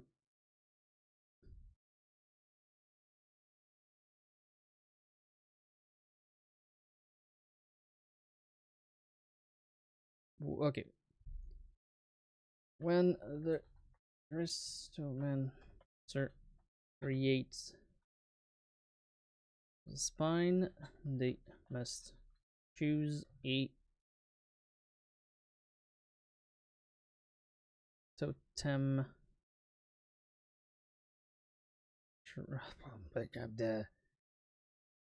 They must choose a totem rage power. Is it totem rage power? Totem rage power.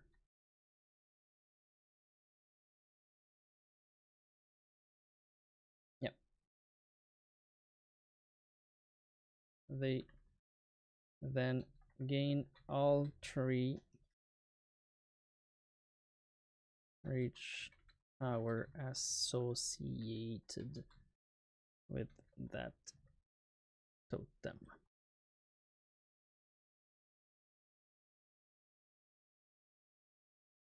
The Crystomancer gains a fast healing of 2, and when they rage,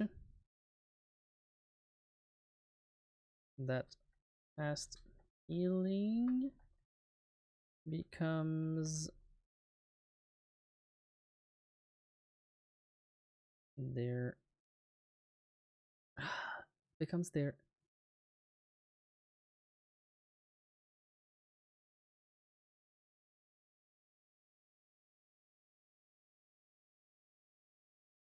no, it's fuck. That fast healing increased to be the same. Increased to be the same as their Constitution modifier.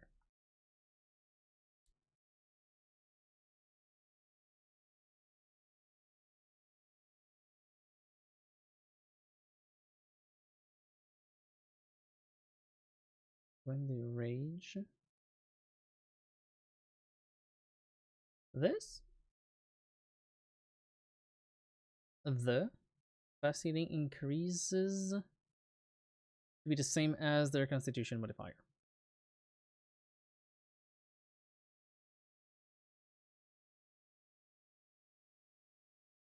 That's it. So that's the base bonus. Now, purple arm, strength. So Constitution strength.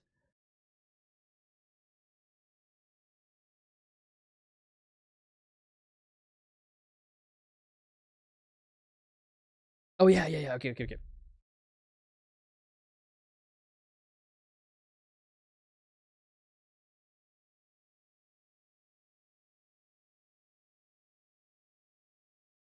Um,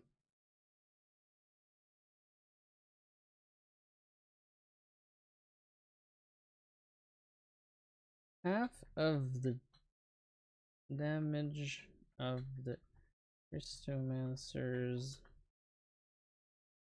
melee attack. Melee attacks becomes temporary HP for 1 round.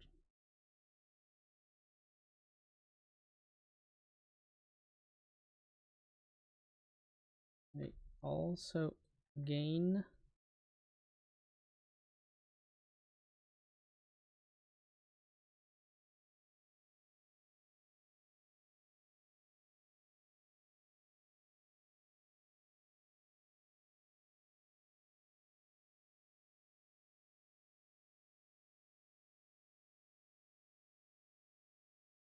okay, that's a weird one. They also gain the opposite damage reduction of the enemy they struck.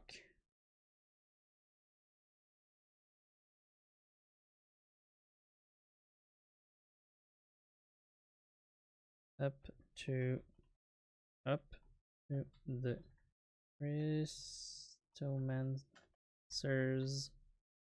the Crystomancer's Constitution modifier or the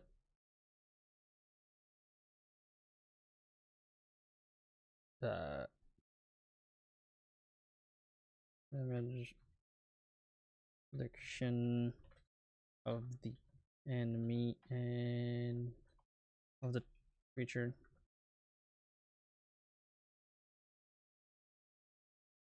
creature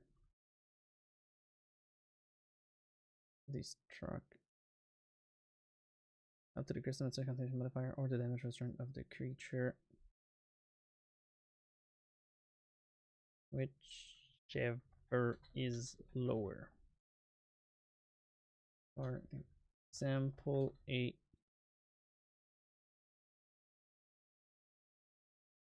demon with a damage reduction of,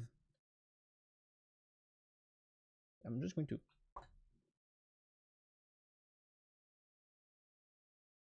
half the damage of the Crystomancer's melee attacks become temporary OP for 1 round. Yeah. Damaging gives you HP, gives you like a cushion of HP. Something. Dealing any opposite damage reduction of the creature destruct up to the Crystomancer's consumed fire, or the damage reduction of the creature, whichever is lower. For example, a demon with a damage reduction of 10/good.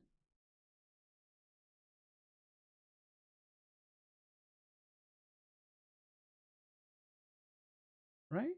Wait, hold on.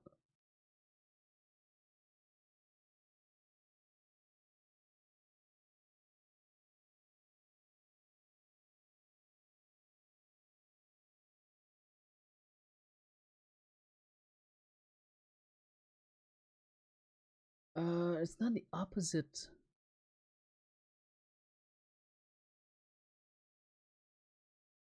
Of the creature's weapon, they struck.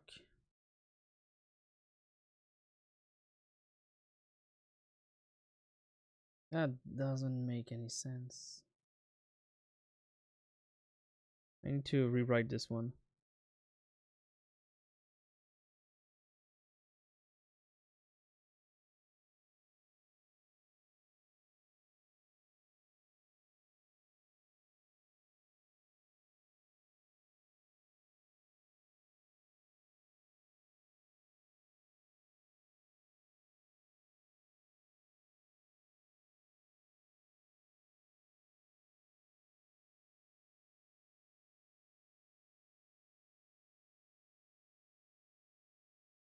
They also gain the damage reduction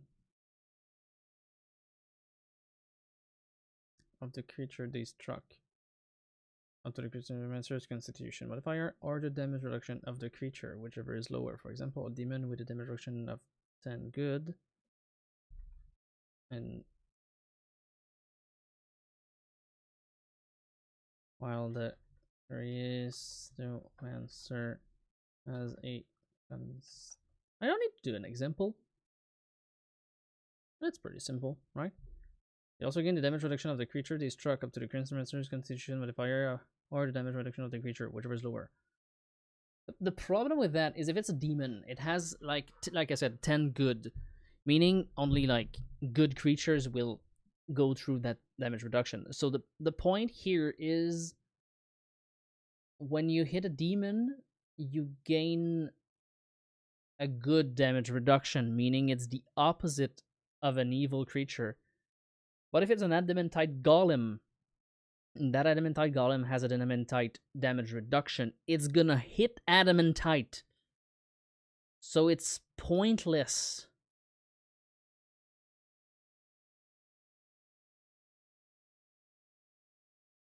Like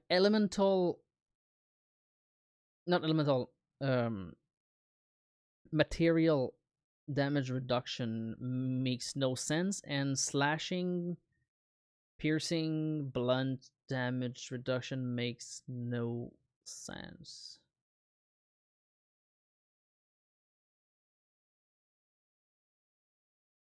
I'm gonna still keep it at that because having your constitution modifier as damage reduction is still pretty good at this point, especially if you go with the red spine. I expect people to have at least plus 7 on constitution, meaning it's still a damage reduction of 7 or 8, which at level 16 is not, it's not bad. but it's not good.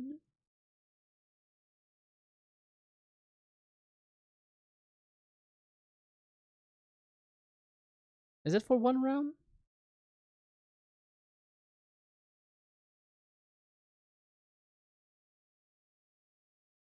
For 1 minute? You know what? You know what?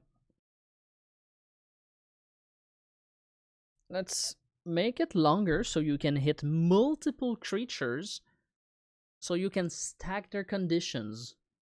So if you hit the Adamantite Golem and you gain 8 damage reduction Adamantite, and then you hit something else that has like slashing as a damage reduction, well, you technically become resistance against the golem if it can only do bludgeoning. It's yeah. This is all with the fact that you already gain a rage power, and with the 3 rage power of the totem, and you gain a fast healing. So it's, even if it doesn't feel that strong, or you also you also gain half the damage of your attacks in temp HP. So if you do 100 damage, you gain 50 temp HP for the next round, which is a lot. So I'm fine having the second ability be not as good.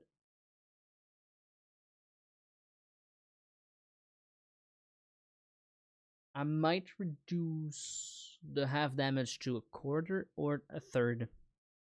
Because half,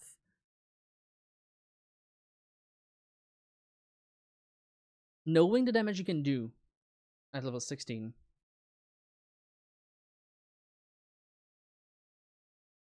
half is like 100 something sometime. I know characters that can do 200 damage in 1 turn with some good old Vital Strike shenanigans and a lot of buffs.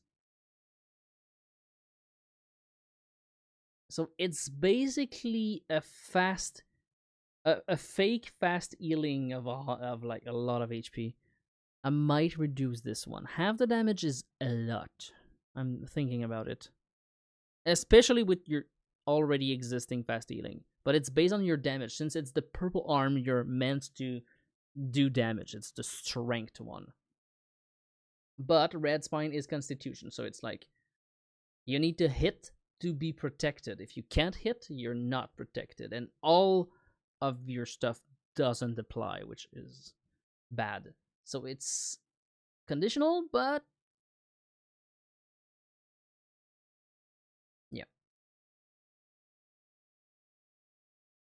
I mean, you're gonna suck anyway against a flying maze that casts Disintegrate from the outer space. What do you want to do?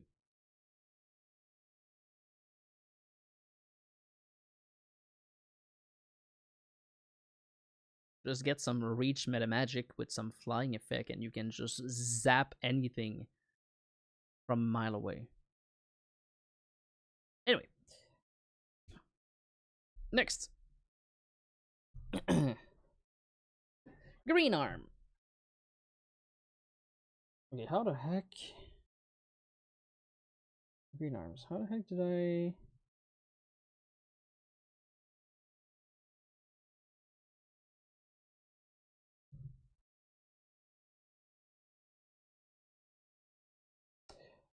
Oh, right, that's a weird one. Okay, yep. It's a risk and reward. Okay.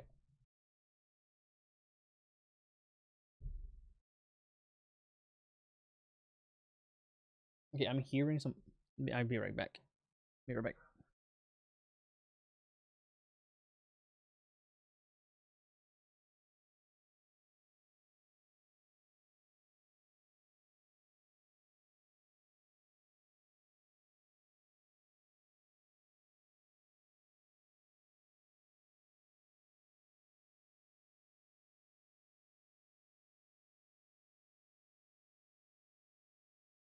My god, I thought I had a leak in my house. It's just I didn't close the faucet completely.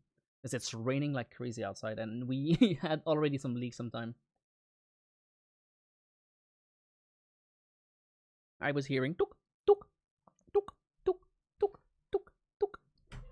Okay, green arms. Green arms. Okay. Um the Crystomancer can self-inflict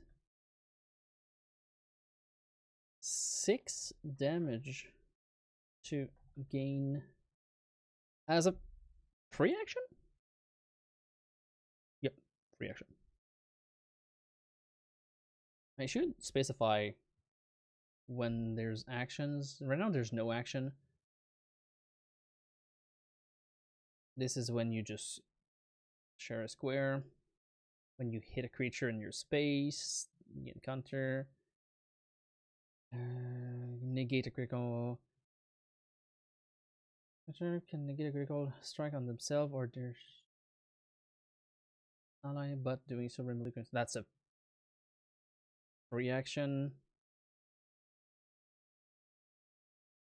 As a reaction, the Crystomancer can negate a critical strike on themselves or their shield other's ally, but doing so remove the Crystomancer's shield at their on that at their round. Okay. Green arm, the Crystomancer as a free action as a free action. The Crystomancer can self-inflict. The Crystomancer can self-inflict 6 damage to gain 1d6 point of damage on the next attack.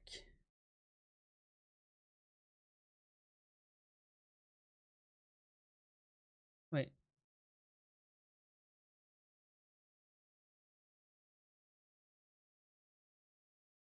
Something's wrong. Wait. When the rage.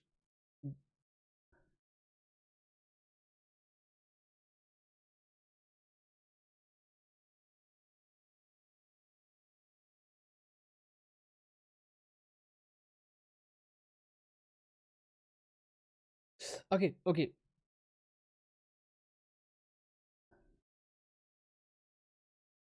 The first. That's what was missing. The Crystomancer gain a barbarian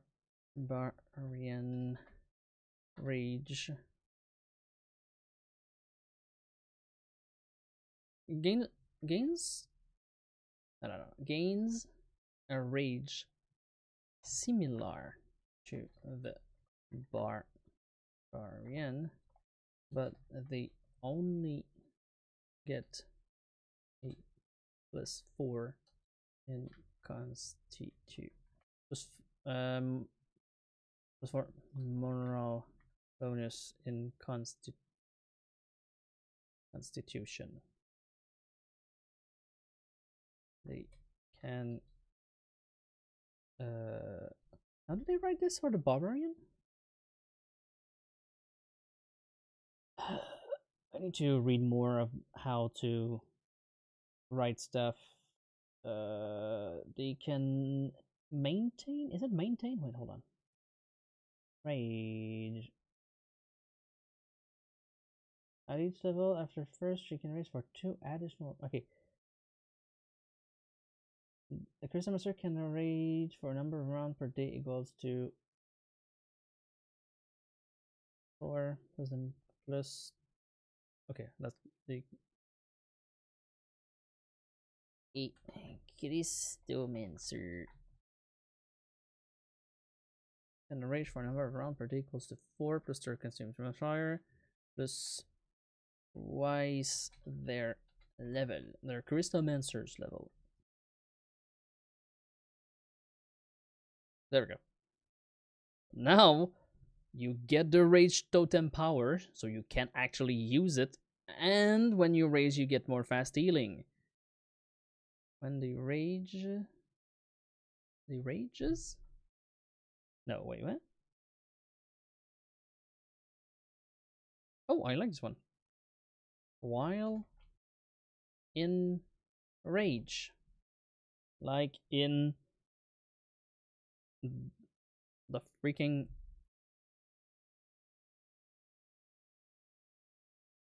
book. While in rage, the fast healing increases.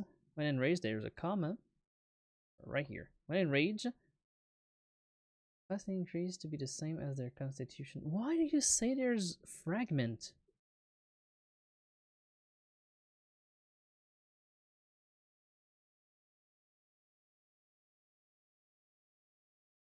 Why? What am I doing wrong? Huh? No, it's fine. No, it's not fine. What? Confusion. Okay, whatever. I don't care. Purple arm. Half the damage of the Crystomancer's melee attack becomes very HP for 1 round. Melee damage. Melee attack. Melee damage. The half of the damage. Wait. No. Half of the damage of the Crystomancer's melee attack. It was fine. Becomes temporary HP for 1 round.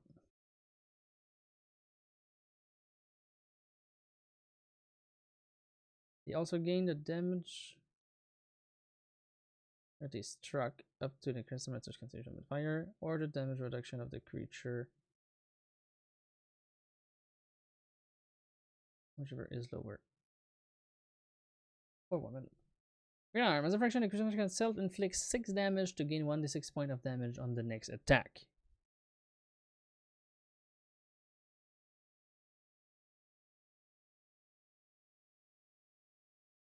Yeah.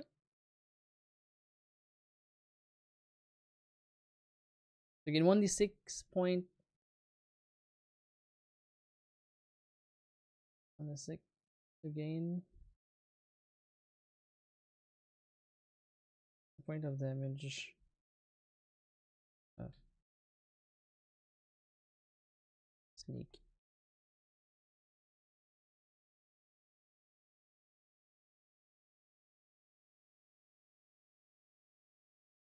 Next sneak. Next attack. Up to a maximum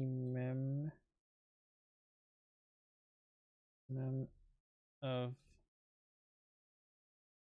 taking to something of sneak attack. 1d6. Just 1d6 of sneak attack.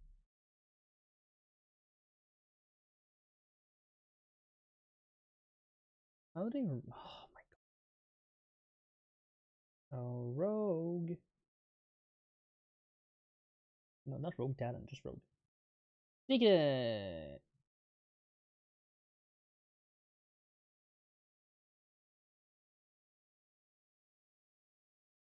To increase their sneak attack by 1d6. Okay. I'm gonna phrase it like that. To increase their sneak attack by 1d6.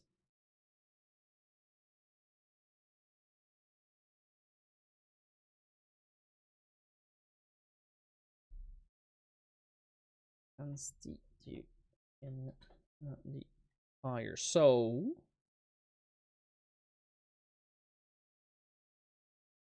if you have +5 constitution, meaning you can take 30 damage to deal 5d6 more. That's a good trade-off, I think. Yeah.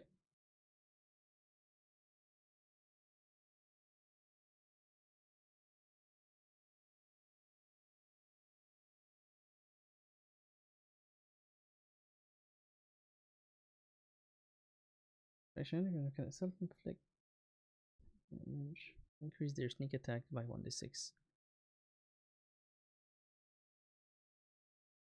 They can keep increasing. They can keep increasing the self-inflict by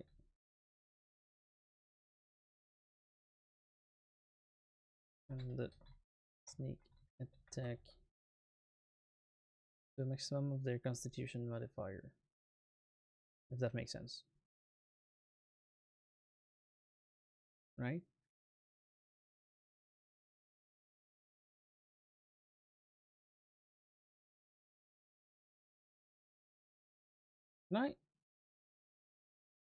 Can I don't like inflict 6 damage to increase. Can deal 6 points of damage to themselves. Increase their sneak it to.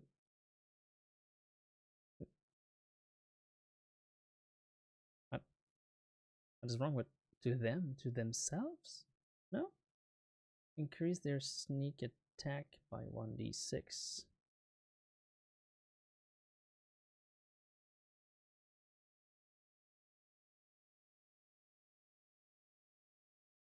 Crystomancer can this ability multiple times, each time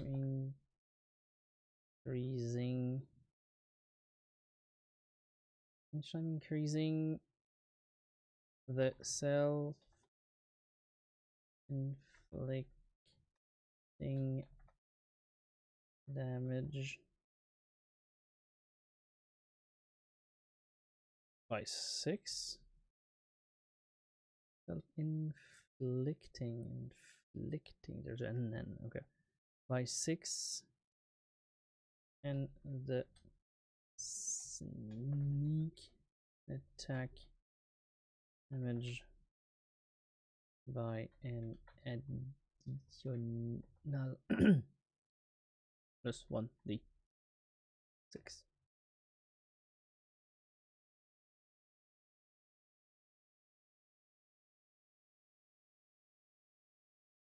Oops. D times 1d6 to a maximum of their constitution modifier. To a maximum number of uses. Number of uses equal to Jesus Christ. Okay.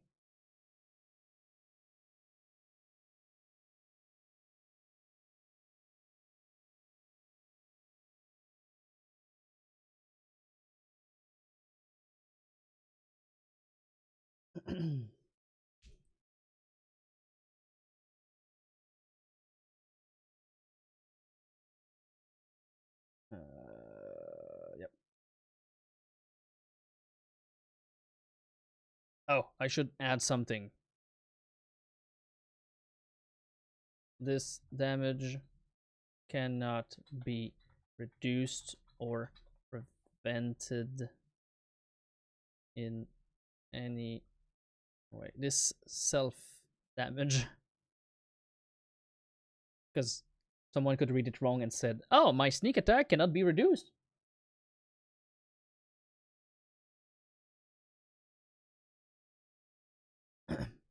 So, affliction increase can deal 6 points to themselves to increase their sneak attack by 1d6. The Crystomancer can use this ability multiple times, each time increasing the self-inflicting damage by 6, and the sneak attack damage by additional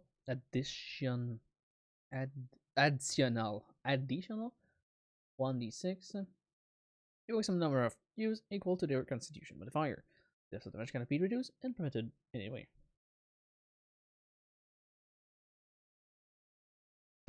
Fair. That's it. That's it for the green. Red arms. So red. Okay. You can apply your shield other ability on an you. the Crystomancer can apply their shield other ability on an additional ally.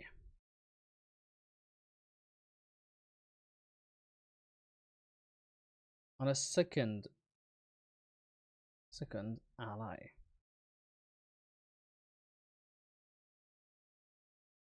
The first ally receive 50% of the damage, and the Crystomancer only receive 25% of the damage the first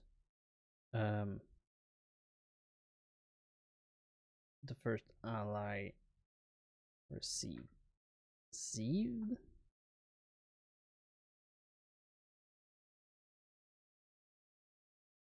The second ally receive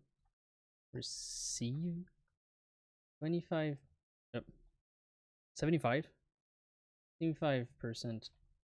of the damage they would normally receive, and 25% is transferred to the Crystomancer, right? So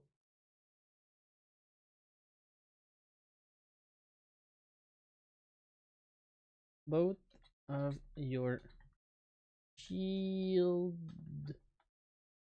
other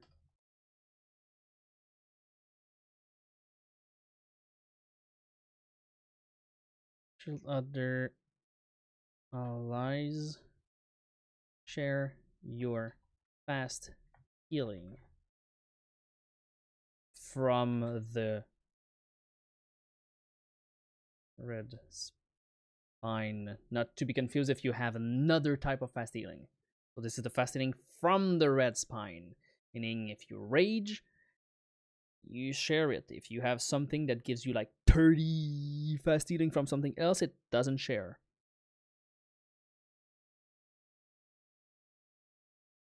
Yeah. So that's, you're protecting your allies more. Why is it? Yep, that much. It's not. No, it's not that fine. It's not that bad. I mean, so there's a 25% that is lost somewhere because your ally received the 50% like a normal shield other, but you received 25%, making you tankier from this. So if you are three close to one another and you receive a fireball in the face, you still take the same amount of damage that if you had only one normal shield other. But if someone, like, I don't know, crits and deal 150 damage on your first shield other ally, they will receive 75, and you will receive 75 divided by 2. 1/4. So, I think that's fine. Seems not too strong.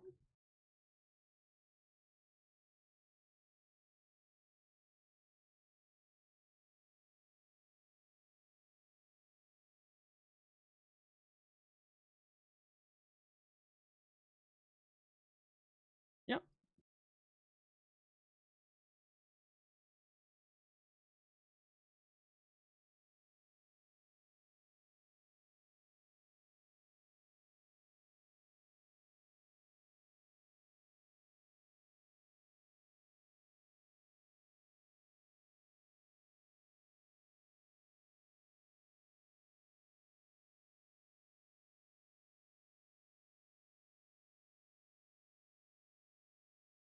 Um, there's something here that could be misinterpreted. The first ally receive 50% of the damage they would receive on an attack. they would receive on they would receive, and the Crystomancer only received 20% of that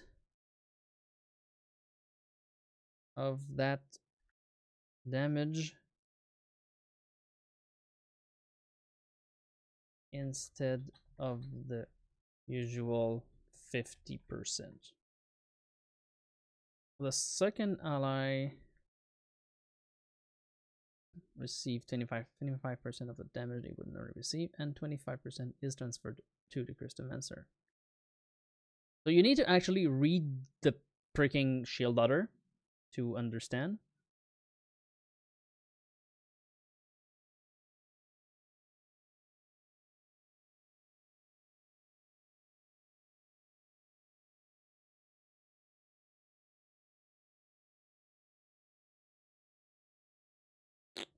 That's fine.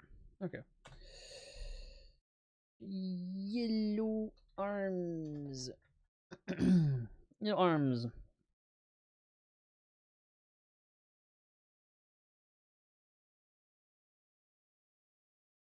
Oh, it's so brain dead. Okay.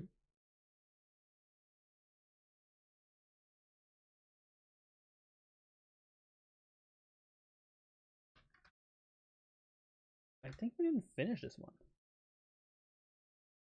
There's some asterisks. I think we didn't finish it. Oh.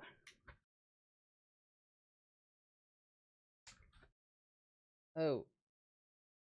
Okay, I see. Um.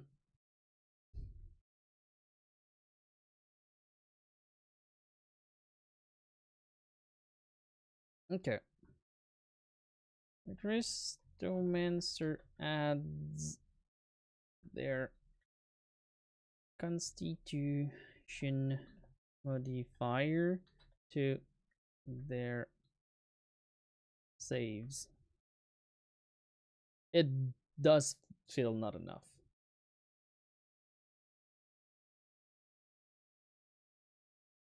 Well, I mean, it's good.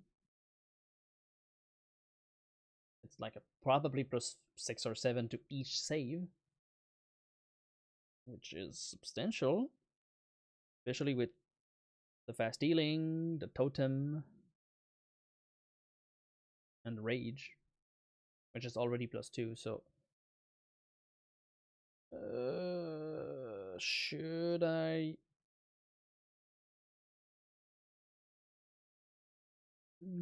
add more to this?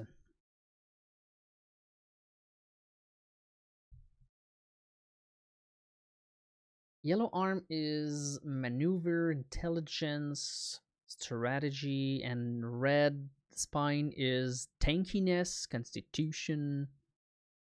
And if we go with the yellow arm stuff, is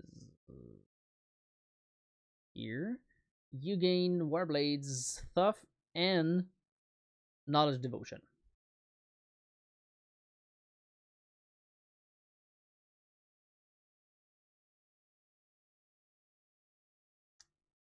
So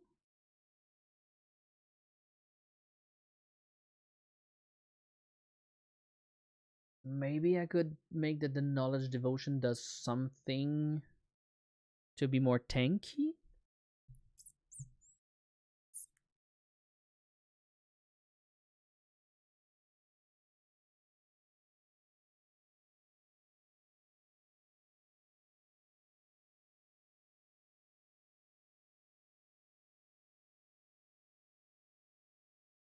Oh, that's gonna be. It's not a lot, but I think it's because Gunsteon save is already pretty good. So yellow arms. Yeah, the let's do one more. The Crystomancers um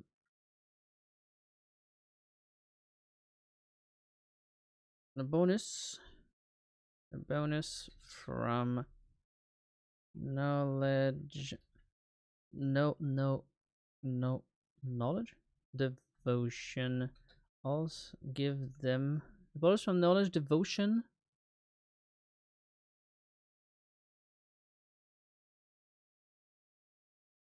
Grant them a knowledge devotion, just knowledge devotion. Grant Crystomancer a damage. I'm gonna simplify it. A DR like this equal to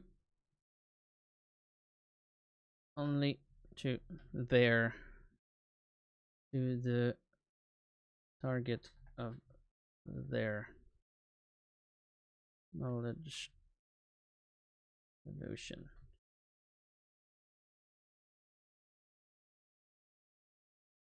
Equal to the bonus they would get with it.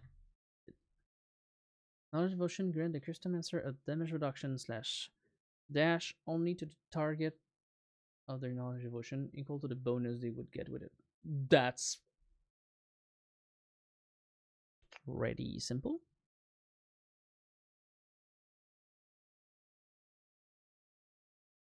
Yeah. Okay, the next one is not done.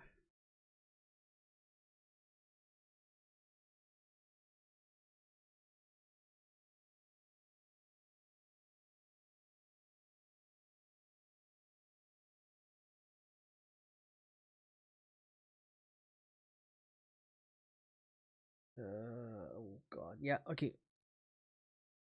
I'm gonna have to think about this one. Arrange arms.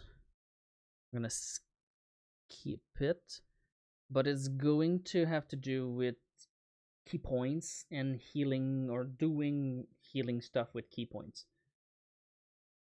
One of them I wrote is one key point, double the fast healing of the spine. The other one is one attack equals one ally healed.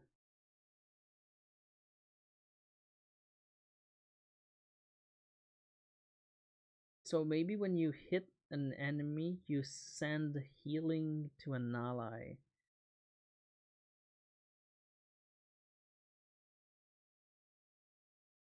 Yeah?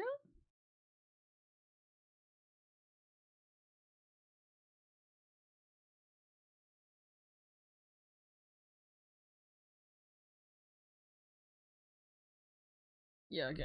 The Crystomancer. Ooh, bold. The Crystomancer gains 3 new uses of their key pool.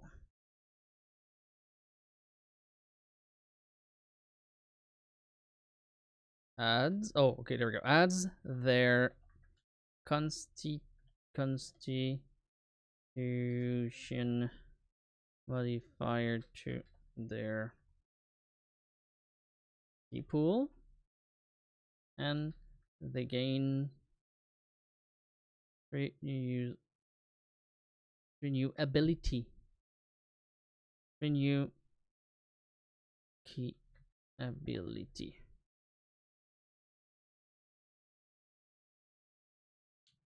Right? Your transfer adds their concentration modifier to their key pool, and they gain 3 new key ability.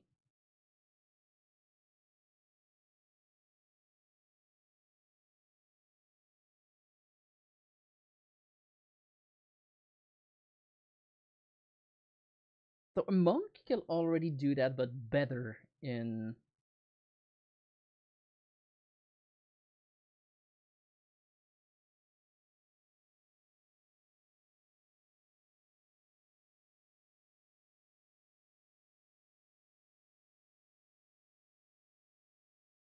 Hmm. Yeah. Okay. For one key point. For one key point, the Crystomancer has their fast healing doubled for the next minute. Minute for one round, doubled for one round per points of per Constitution modifier.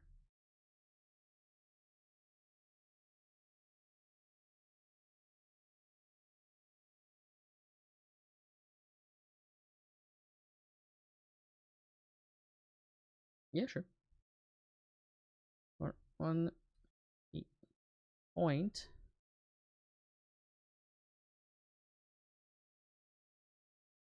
Mancer can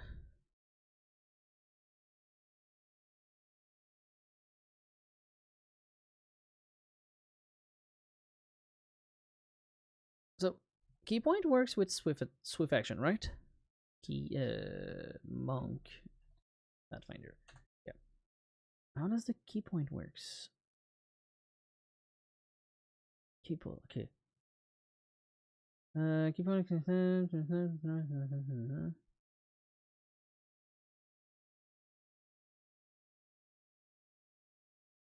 Each of these powers are activated with a swift action.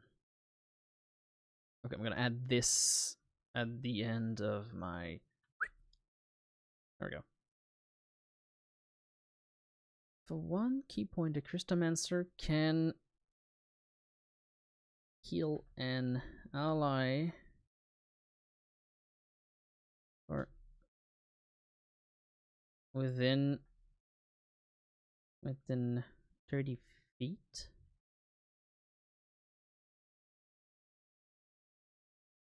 Amount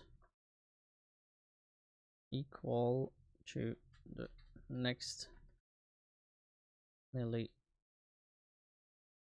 attack they inflict the deal amount equal to the damage to the damage there next unarmed attack within the round. One key point of Crystomancer can heal an ally within 30 feet equal to the amount of damage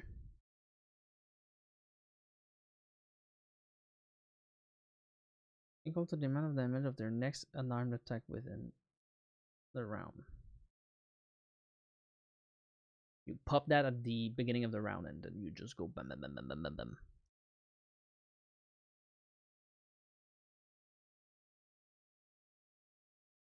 So you activate the fast healing and then you punch.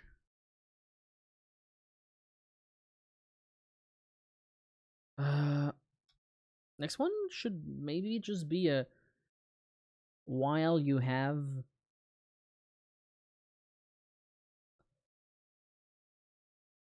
like well you still have only one.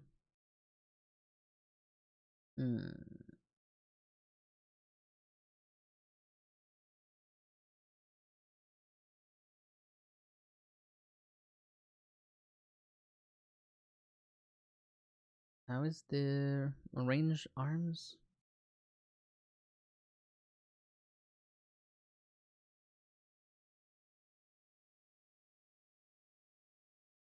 Okay.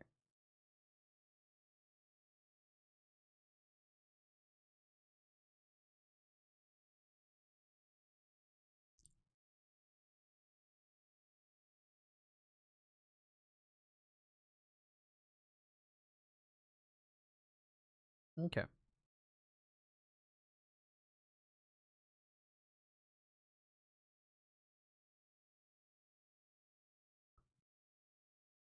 one keep on against going to heal an ally within 30 feet equal to the amount of damage of the next another attack within the round.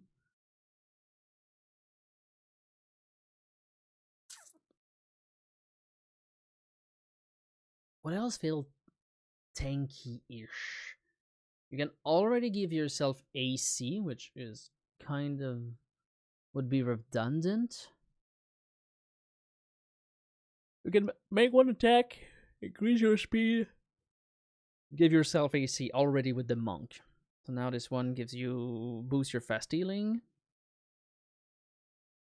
heal an ally when you hit something. Another one would be great. What could it be? Hmm.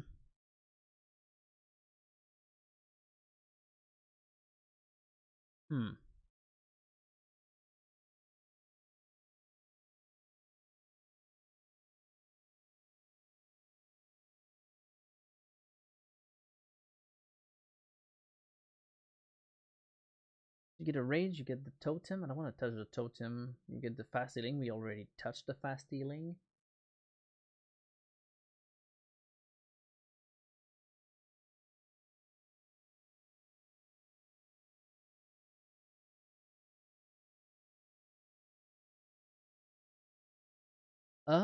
Wait.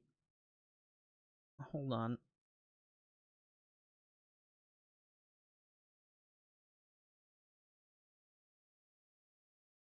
Wait, oh, I know. I need to go see the paladin. I know it's a paladin ability, but I think the lay on hand can. No, wait, I clicked the wrong one. Paladin. There's something you can remove. No, wait. Mercy? It's mercy. Okay. Every third level, paladin can select one mercy. This mercy adds an effect to the paladin's lay on hand ability. Whenever the paladin uses lay on hand to heal damage, or when a target also receive the additional effect from all the mercies possessed by the paladin. Okay.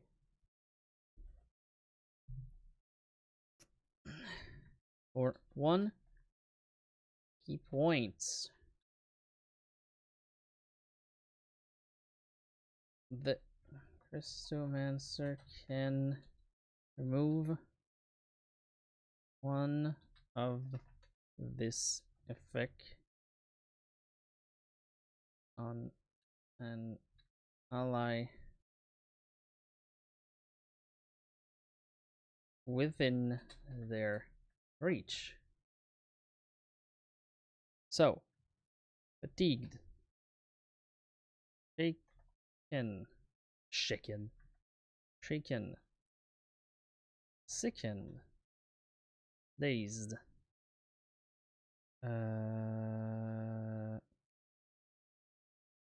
staggered, confused, exhausted,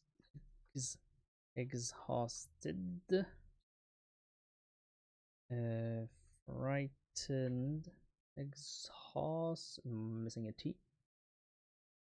One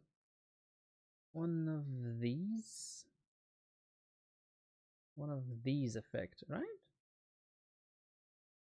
Yeah, these effects. On an eye within their reach. Fatigued, shaken, sickened, dazed, staggered, confused, exhausted, frightened, nauseated,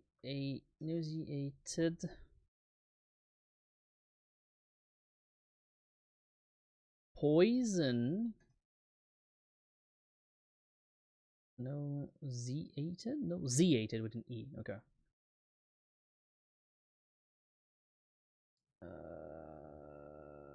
Nauseated, poisoned.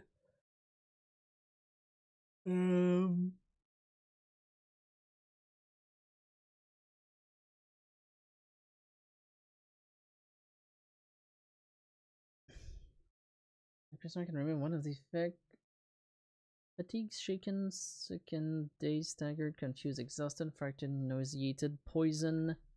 Paralyzed. I think I'll stop here. That's a lot of stuff they can. Oh, I can just go with blind and deafened. Blind, defend. Oh, sure, sure. Let's go. Let's go. Stand petrified for 2 key points now. I think it's worth it. Deafened like this? Deafened. Yeah, since you can remove paralyzed, petrified, stun. I think it's worth costing more since in a way you don't have a lot of effect and you need to be close. It's a swift action, so it goes into your action economy, meaning you can't do most other effect. So you're basically just cleansing someone of an effect. Only one.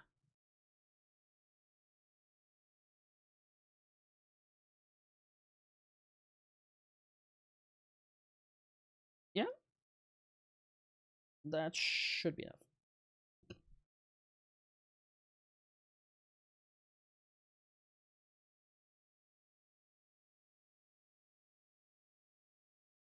Yep. Nice. Managed to do something. Improvised. And we got something. Okay. Blue! Blue arm. Blue arms. Last one.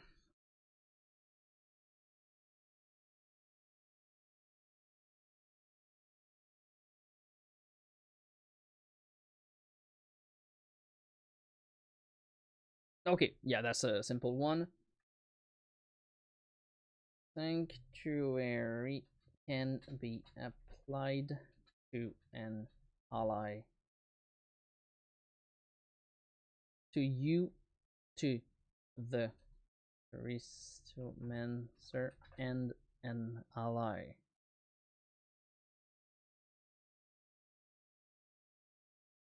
For each point of purity in the arms, the DC is increased by 1. It does feel weak.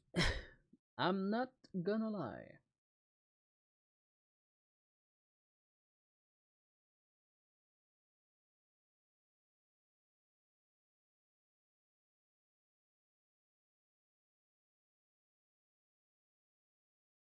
Okay. Oh, each of these powers are affected. Whoops. That goes here. Each of these powers is activated as a solution. Blue armor sanctuary can be applied to the Crystomancer and an ally, which means you can't fight. So it's just useful outside of battle. I'm gonna add something more, and I think I like it. Okay, so um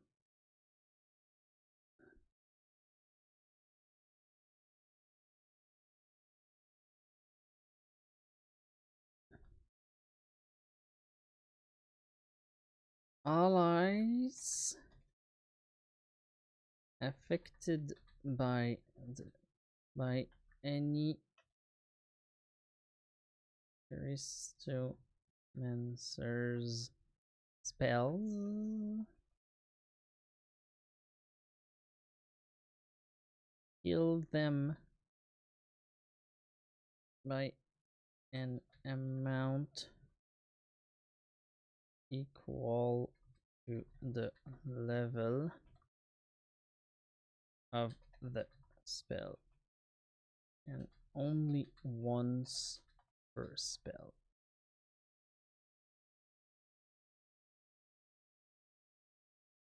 So, if you cast, I don't know, prayer, and your allies are within the prayer, they're gonna be healed for 2 HP? Yeah, 2 HP.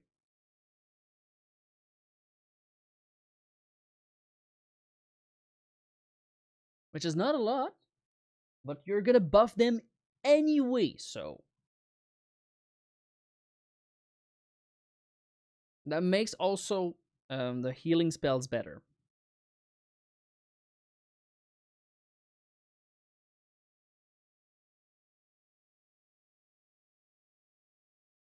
Yeah, that's it. That's a little something more.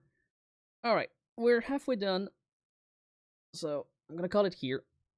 I still have the yellow, orange, and blue spine to make. This document is starting to become big. So much stuff. I'm just going to. Okay, did we. This is my previous one in French. Improved Bull Rush. No, it's now a Shockwave. There's. No, so yeah. Ignore that. That was the